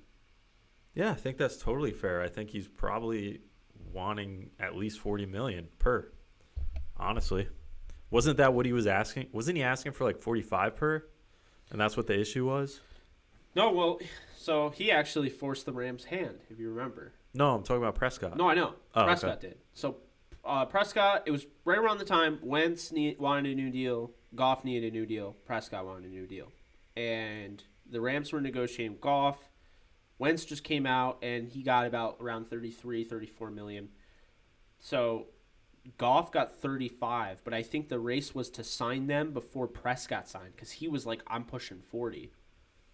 Right. And he honestly, he's deserving of it. And now, though, he's even probably better. More. Yeah, he's going to be more. Even better so you're looking probably at like 45, even maybe slightly under the $500 million type deal.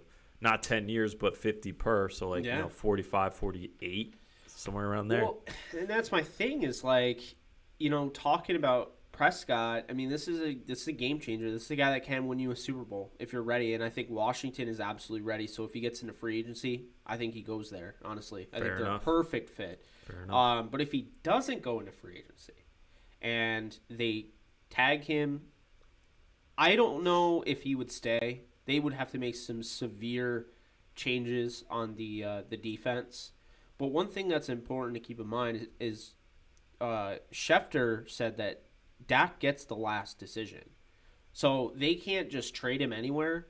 He would have to. He also has to sign that tender. Right. That's why I was saying he could force like a very similar kind of holdout to like what Watson's. But playing. they wouldn't trade him like in division, and I don't think they'd want to trade him in conference. So AFC. But that's what's so funny about it. These players having more power and like using it is like, who knows what he could force. Yeah. If he doesn't sign, he doesn't sign. And honestly, the best fit might be the Colts. They have the most money remaining. They're ready. If you get Dak Prescott, you're telling me the Colts aren't instantly an AFC title contender? No, they are. Yeah, probably. Yeah. I think they win 13 games next year with Dak Prescott. Yeah. They won, 10 or 11 with Rivers? With Rivers, yeah. I mean. Yeah, man. I agree. It's just going to be crazy to watch these quarterbacks move. I'm glad we were able, first off, I'm glad Shefty threw that because we were able to talk about that. Dak is the most underrated name in this conversation now. No one is talking about Dak. Yeah, probably a mix of just the injury and... Well, it's the injury and just everybody. I mean, you're now talking about Rodgers and Stafford and Watson. Exactly. But Dak, I think Dak is my 6th overall quarterback. Yeah.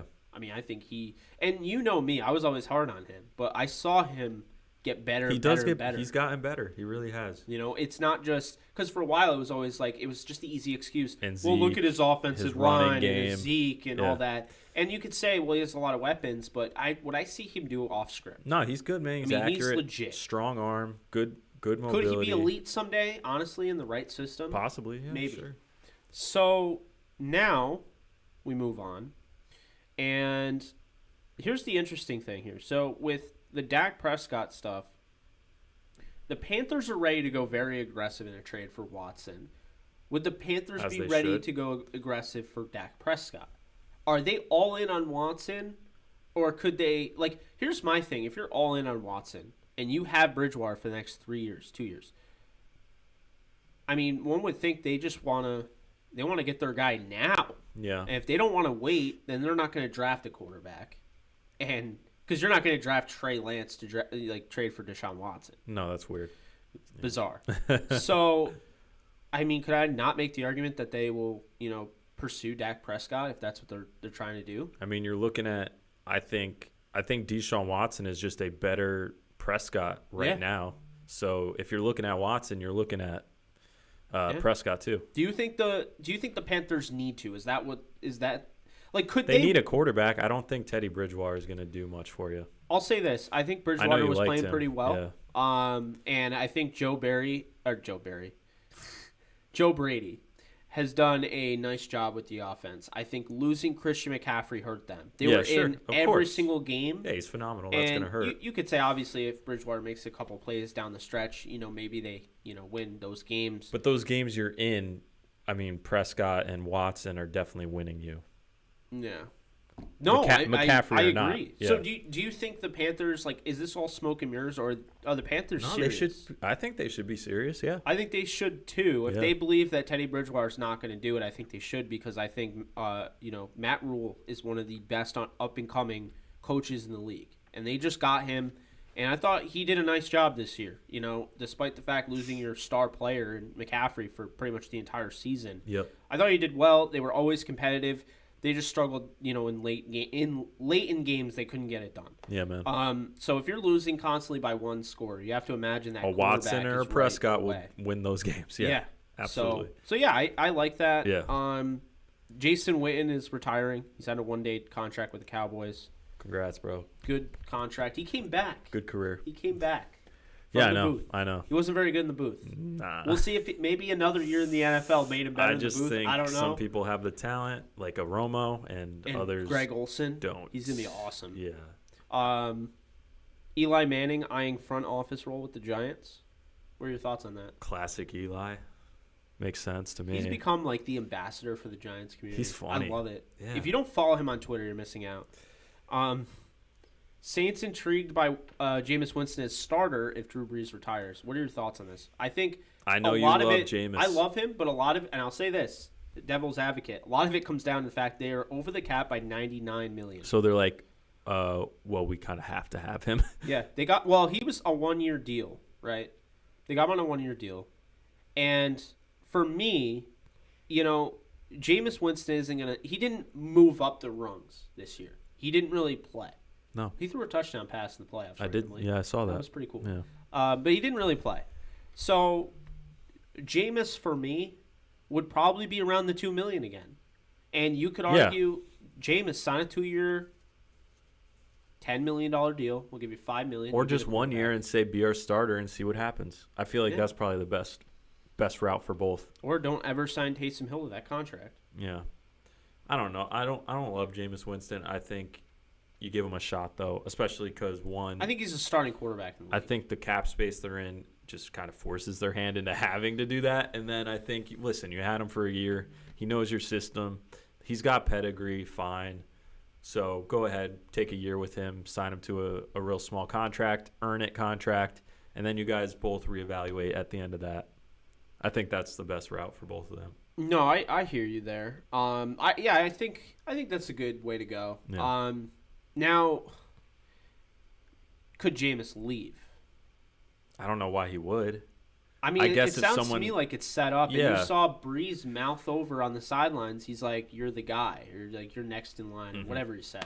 I don't know. I feel like the way he put it, and I feel like it was a really big sign that he's grown, is that Jameis said he wanted to go get a quarterback degree, and how a quarterback degree? Yeah.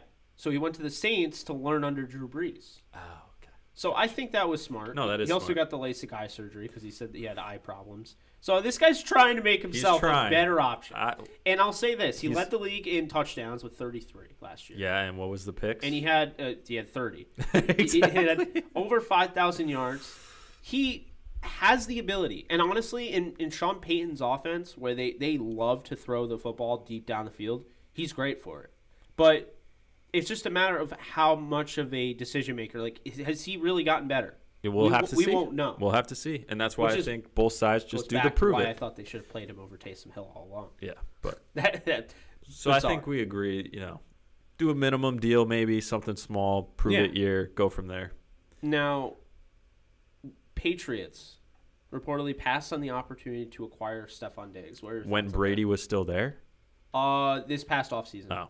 So I don't know if Brady had left. They lost yet. Brady. I think the Patriots are kind of like in an identity crisis right now. Yeah. So I don't see. I wouldn't have traded for Stephon Diggs. Yeah, I don't see them. Like, hindsight's 20/20. I know it's the right move now, but I wouldn't have done it. But even then, like, I don't think they were set up to do much this year with or without Diggs. Yeah. So. Steelers hire your guy Matt Canada as OC. Yeah, man. And my guy. I'm a big fan of him. Yeah. I'm happy about it. I made videos on it. I think, long story short, good college experience, fresh mind, some young blood in there. Young for a coach, at least. He's 48 or something like that. The question is going to be, is Ben going to let him, put his offense into place, or is Ben going to try and hold on to some older concepts? Hopefully Ben bites the bullet and just lets him install his offense, because I want to see it. I want to see what he comes up with. Oh, Canada. Yeah, and I'm happy about it. I think it's a good move. I like the move. Yeah. I like the familiarity with Anthony McFarland. Yep. I'm really interested in that. I'm really excited about that. Because Matt Canada coached him. Exactly. So I'm really interested in that. And before you say, well, he was like a late round pick or whatever. Okay. He got drafted who the was same late round round. Pick? Yeah. Salvin Ahmad. You know who else was another late round pick? Myles Gaskin. It also wasn't Those guys had opportunities with the Dolphins and succeeded. It wasn't that late. It was 4th round. Kamara was what, 3rd? Back of the 3rd? Yeah, Kamara was 2nd. But was he? Yeah. Oh, okay. But no, you're right. But point is, like, you can get great running backs in the 2nd to even 5th round these days. Dude, Chris Carson was the 7th rounder. Yeah. So Myles Gaskin was a 7th rounder. He was awesome for worried. Miami this year. Yeah. So I wouldn't be worried. I think he's going to be a nice piece. Now, do they add a running back in the draft? Do the Steelers do that? Yes. Who do you think they go after? I really like Javonte Williams. Ooh. In the second round. Do you like Jarrett Patterson at all from Buffalo? Haven't watched him yet. Okay, you'll like him. But Javonte Williams, I really like so far, what I've seen. Yeah. And I think you can get him in the second. Yeah, I mean, there's a lot of running backs this year. I like Kylan Hill from Mississippi State. Okay. Just to name that guy. I like Khalil Herbert from Virginia Tech, also because I watched him at Kansas. I like Kansas's Puka Williams. Oh, yeah. Puka Williams, I don't know if he makes sense if you already have that type of shifty guy. I'm confused. Like, is he coming out, Puka? I think he is coming out. Where's he going to go? Because, wasn't he a 5-star recruit to Kansas? Is he going to translate to the NFL, or was he a 5-star recruit because he was a college 5-star recruit? You know what I mean? Oh, okay, so because he's just an athlete. No, he's legit. He'll translate to the NFL. He's legit. His thing is he had an off the field issue, okay. And we don't know how it went, but there was reports that there was an alleged assault on a female. Not great. So it's not good. Not good at all. Nope. And the head coach, Les Miles, he took over, and Les Miles instantly suspended him. Instantly. They found out more about it, and again, I don't know how it went down. No one really knows. Yeah. I'm not going to say on this live stream that he's guilty of anything because I don't know. No, you just don't know. You don't know. Yeah. So he comes back, and he played pretty well. It forced them to move on from Khalil Herbert the year prior. So Khalil Herbert, they didn't move on from him. He transferred. And then they got a guy by the name of Velton Gardner, who's kind of the same running back. Okay. And so they really started to rally around him. I just think, honestly, Les Miles wasn't much of a fan as David the prior Beatty, regime, yeah. the former coach. And so they didn't utilize him that much? Not really to the best. Go back and watch his film in 2018. Yeah. It's probably maybe 2019. I don't know. I watched him single-handedly give Kansas a chance to knock off Oklahoma on the road. So what do you do you think he gets drafted?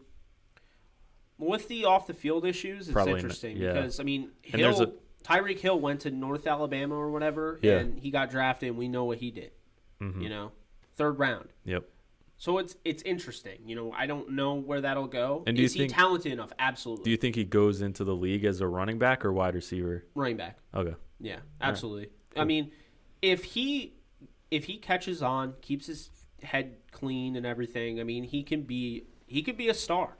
Okay. He can be like what you saw out of Tariq Cohen. I'm gonna watch him. Out. Yeah. He could be a legit star in the league. I don't know that I want him just because of the domestic violence apparently, but yeah, I'm interested to just see it and then see where he goes based on his play and that issue off the field. And Herbert's somebody that I think he was finding something with Kansas, but Puka Williams broke onto the scene and pushed him to the back of the line. I don't think he liked that.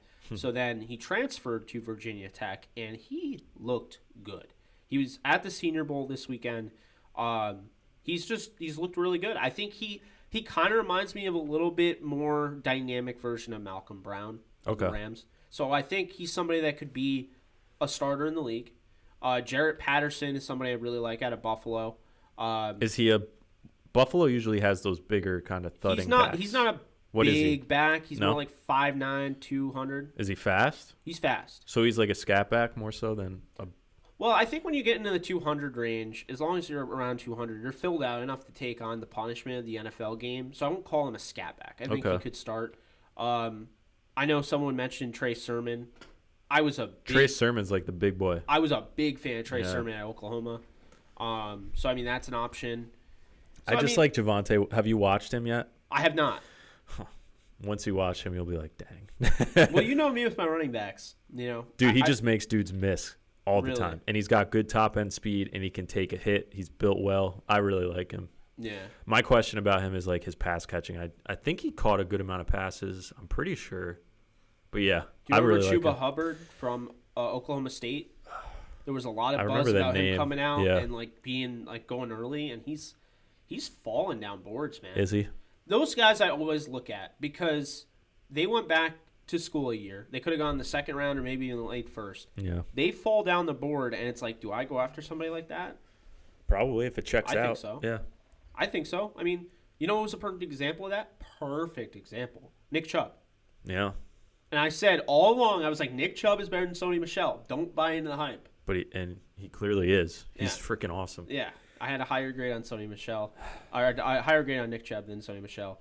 Lastly, Ben doesn't care about money, wants to play longer, take pay cut to help the roster. What are your thoughts on that?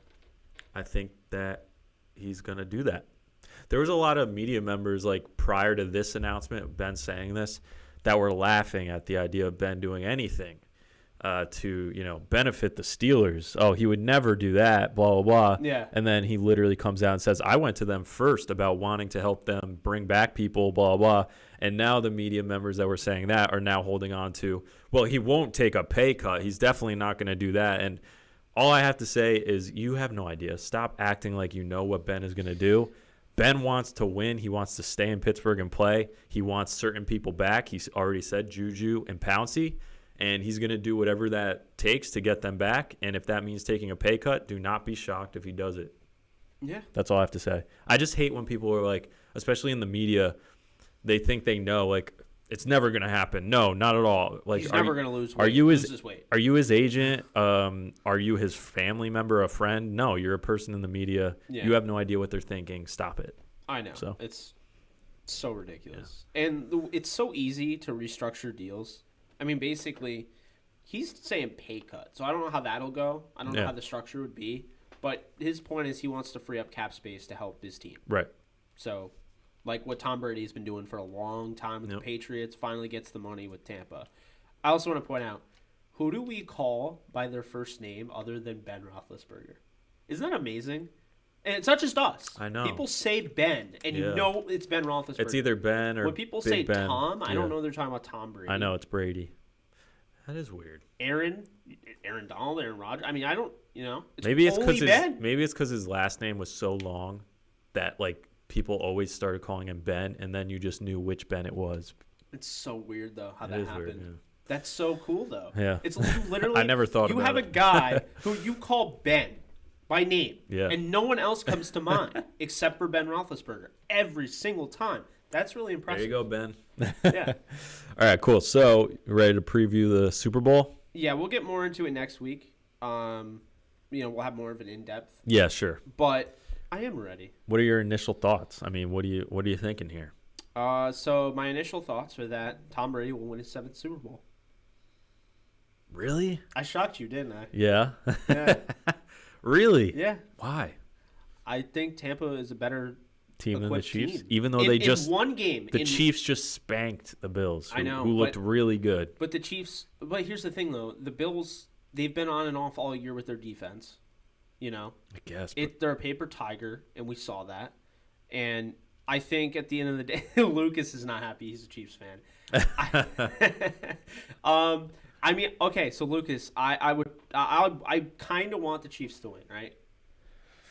I want them to win, although it's hard for you. I honestly don't care because it's either Tom Brady gets a 7 ring, which I don't love because then he has more than the Steelers organization, or it's the Chiefs get a 2nd ring back-to-back in the AFC, and then, you got to listen to that for the next decade. So it's like either way, I'm like, whatever, Yeah, I don't know. For me, I think Brady's going to win his 7th, and I don't think it's necessarily going to be because of Brady. I think what they're going to do is that the Chiefs have a hard time stopping the run. So it's very simple. What you do is you run the ball with Ronald Jones, you run the ball with Leonard Fournette, you get that going. And AB's going to be back. Antonio Brown didn't play last week. They were AB and Brady towards the end of the season. I think he missed him. We're lighting it up. I think Brady flat out missed him. I think he's his favorite deep threat. Yeah. I think because AB is so precise with his routes and Brady is so precise at where he puts the ball and the timing that though AB isn't like a 4-3 guy, Brady knows exactly where he's going to be, so he can just take that deep shot, and he knows Brown's going to be there, and they're perfect for each other. I just think the problem with the Chiefs is that they're one-dimensional, is that they don't. They have are a run one-dimensional, game. Yeah. And that Patrick Mahomes has to pretty much carry the team on offense. Yeah. With those two obviously amazing skill position players with Tyreek Hill and Travis Kelce, and we've seen it. We saw in the Super Bowl. They don't win that Super Bowl without Sammy Watkins last year. Right. So if those guys step up, sure. But I have a problem with the fact that they haven't established the run in a while, and I feel like the Bucs are just a more complete team. Do I think they're even the best team in the NFC? No, I don't. And honestly, to be honest with you, I think that team, who already beat them earlier in the season, would have beat them again. But it doesn't matter. It's one game. And so at the end of the day, I think Tampa in one game is more complete than the Chiefs. I think the Chiefs can win the game, and I will not be shocked if they do. But what I will say is that when you look at what they have, the run game with Fournette and Ronald Jones, they have Brady, who's shown you, if you give Brady time, he will rip you apart.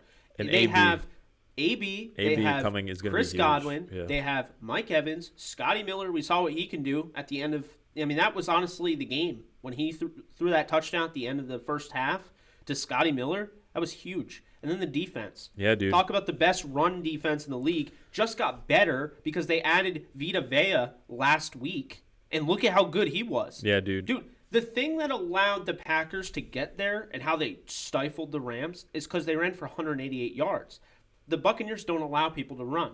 So not on top of that, they have guys like Levante David. They have guys like Devin White. They have the back end of the secondary. This is a very, very good team, and it's coached relatively well. They have a really good coaching staff. Dude, Bowles does a great job. Yeah, dude. I mean, this is why I called my shot way before, and I'm going to keep patting myself on the back. I said they were a dark horse. I said they kept getting better and better, and they continue to do that. And, I mean, last week was, despite Brady's not so great, the 3 interceptions, as a team, one of their best games they played. I mean, when you can throw 3 interceptions and you still beat Aaron Rodgers and a great Green Bay team, you played a good football game. Yeah. You really did. So I think Tom you're Brady's right. 6-3 in Super Bowls. Yeah, man. I think you're right.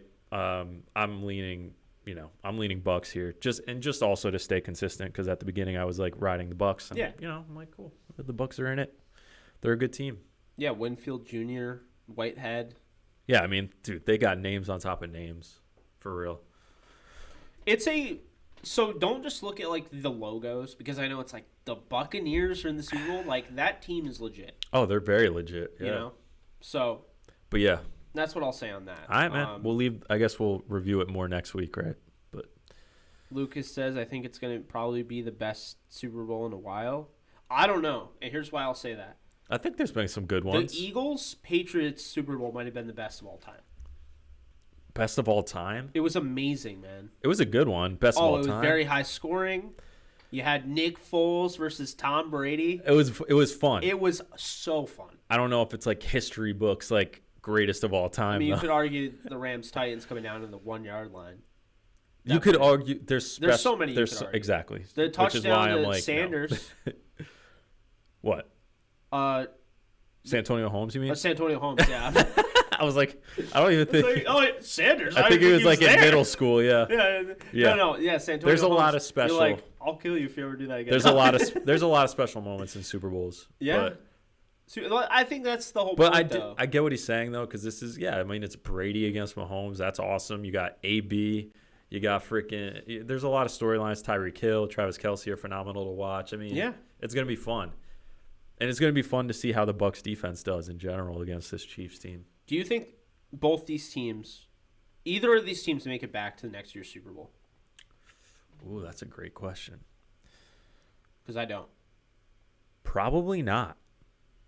I think I could see both of them not. Whoever loses this game will not make it to the Super Bowl, and they will go through some sort of falling out. I don't if it's the Chiefs. I don't think because they have Patrick Mahomes. Right. I don't think you can't fall out. Yeah, you can't really fall out. I wouldn't be surprised if Tampa Bay next year. Yeah, sure. They lose this, and I've said this before. I'll say it again.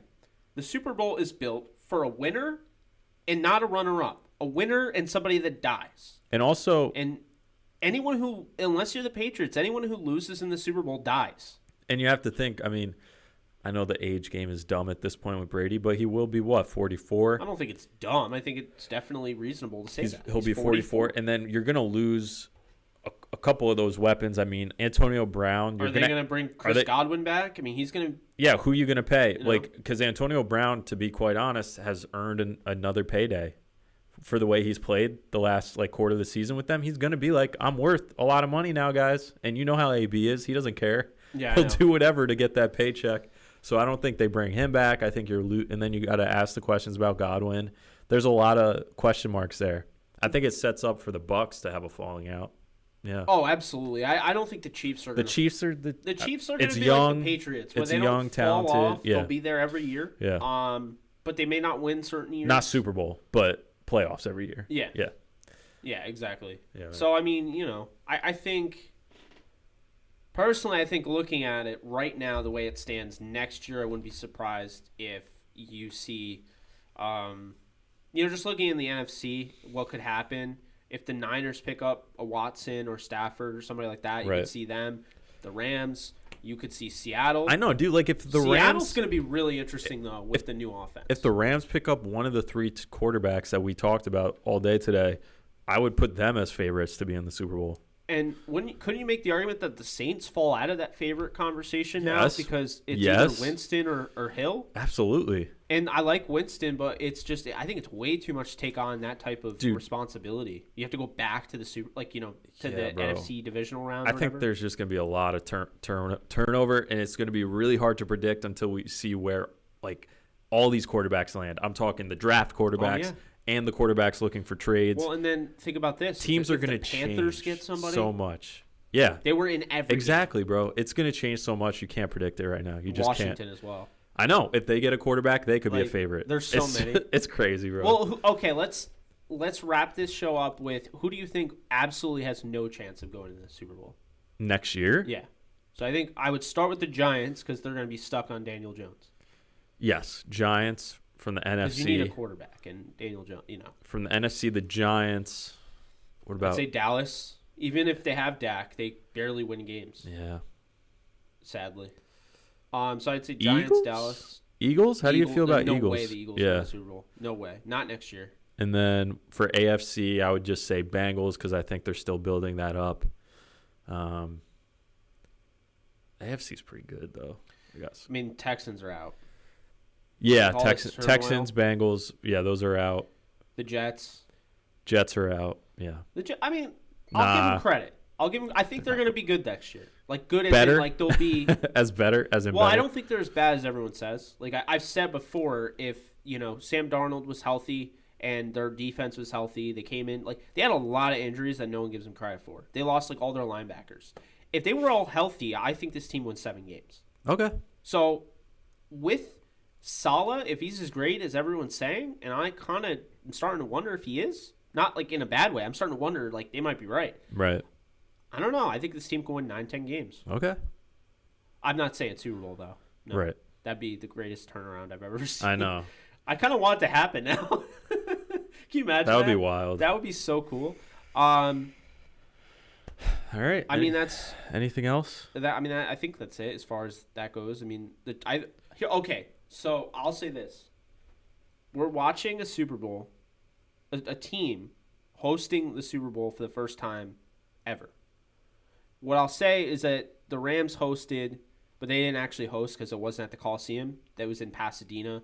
Obviously, it's not that far away. So that was kind of a home Super Bowl against the Steelers. But it's really intriguing me because it's been brought up. I have to mention it. I told you with Staley. I told you with the Chargers, having that quarterback, having that defense, I think they can get there. To the Super Bowl? What if we see an all-LA Super Bowl when it's at SoFi next year? That would be really cool.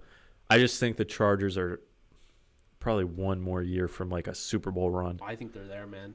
They've been waiting for this. Come on. They didn't do that great, though, this year. They were 7-9 in 6 of those losses. Yeah, but then to say they're going to make the jump all the way to the Super Bowl, that seems like a lot for me. For me, I'm make the jump to the playoffs next year. I could definitely see them in the playoffs. It's happened before. I know, but I just think there's some holes there still that I don't love about the Chargers. Yeah, I think they're on a great track. I think they're on a great track. Yeah, I haven't picked them yet. Yeah. But I'm saying that would be cool though. That all both LA LA Super Bowl teams in SoFi that'd be cool. Yeah. is something that's possible. It's possible. And these storylines, man, they keep getting crazier. Yeah, man. We talk about Tampa Bay hosting their own Super Bowl. Talk about potential of 2 LA teams playing in an LA Super Bowl. Yep. Talk about the potential of all these quarterbacks changing teams. Stafford, Rodgers, Winston. Stafford, Rodgers, Watson, Dak Prescott. And that changes the landscape of the league. It does, bro. And I'm sorry, if you're a team like the Jaguars, I'll say this. I'll consider trading that number 1 pick. I'll consider trading Lawrence. I would only trade the number 1 pick for one quarterback. Watson. That's the only guy. That's what I'm saying. So you're in the same guy. division. You'd be like, all right, we're division rivals, but I can give you Trevor Lawrence if you give me Watson. But I don't think you do it straight up. I think Watson's worth more than the first overall. No, he's worth it. But since it's the first overall, it would be like another first-round pick. It would be easily the cheapest because they already have the first overall pick. And keep this in mind, Jaguars have 2 first-round picks in this year's draft. They have the Rams for the Jalen Ramsey trade, and they have the number 1 But I'm overall. saying they should get, or they have to give more, I think, than just the first overall. Because it's basically saying Trevor Lawrence for Watson. That's what you're doing. No, they'd have to give up more for the first. Yeah, absolutely. Right. But that might be enough. Yeah, I mean, that's a good haul. Like that and one other thing, I think you could flirt with that idea at least, I think they're sold on Lawrence, but... Yeah, I think they're ready to make that. I mean, based on all the coaches they brought in and the way they've been doing things, they seem ready for Lawrence. So, but yeah, man, anything else before we sign off? That's it, my man. Cool. I think we did a good job of that. We had news to play with, but we didn't have games the way we have. I know, but there was a lot of meat on the bone there, so it was good. Well, we appreciate you all. Yes, thank you. This has been your 4th episode of the AJ Show, and we'll be back next Saturday, same time, 12 p.m. Eastern Time to 2 p.m. Eastern Time, 9 a.m. to 11 a.m. on the West Coast. And subscribe if you haven't. Yeah, absolutely.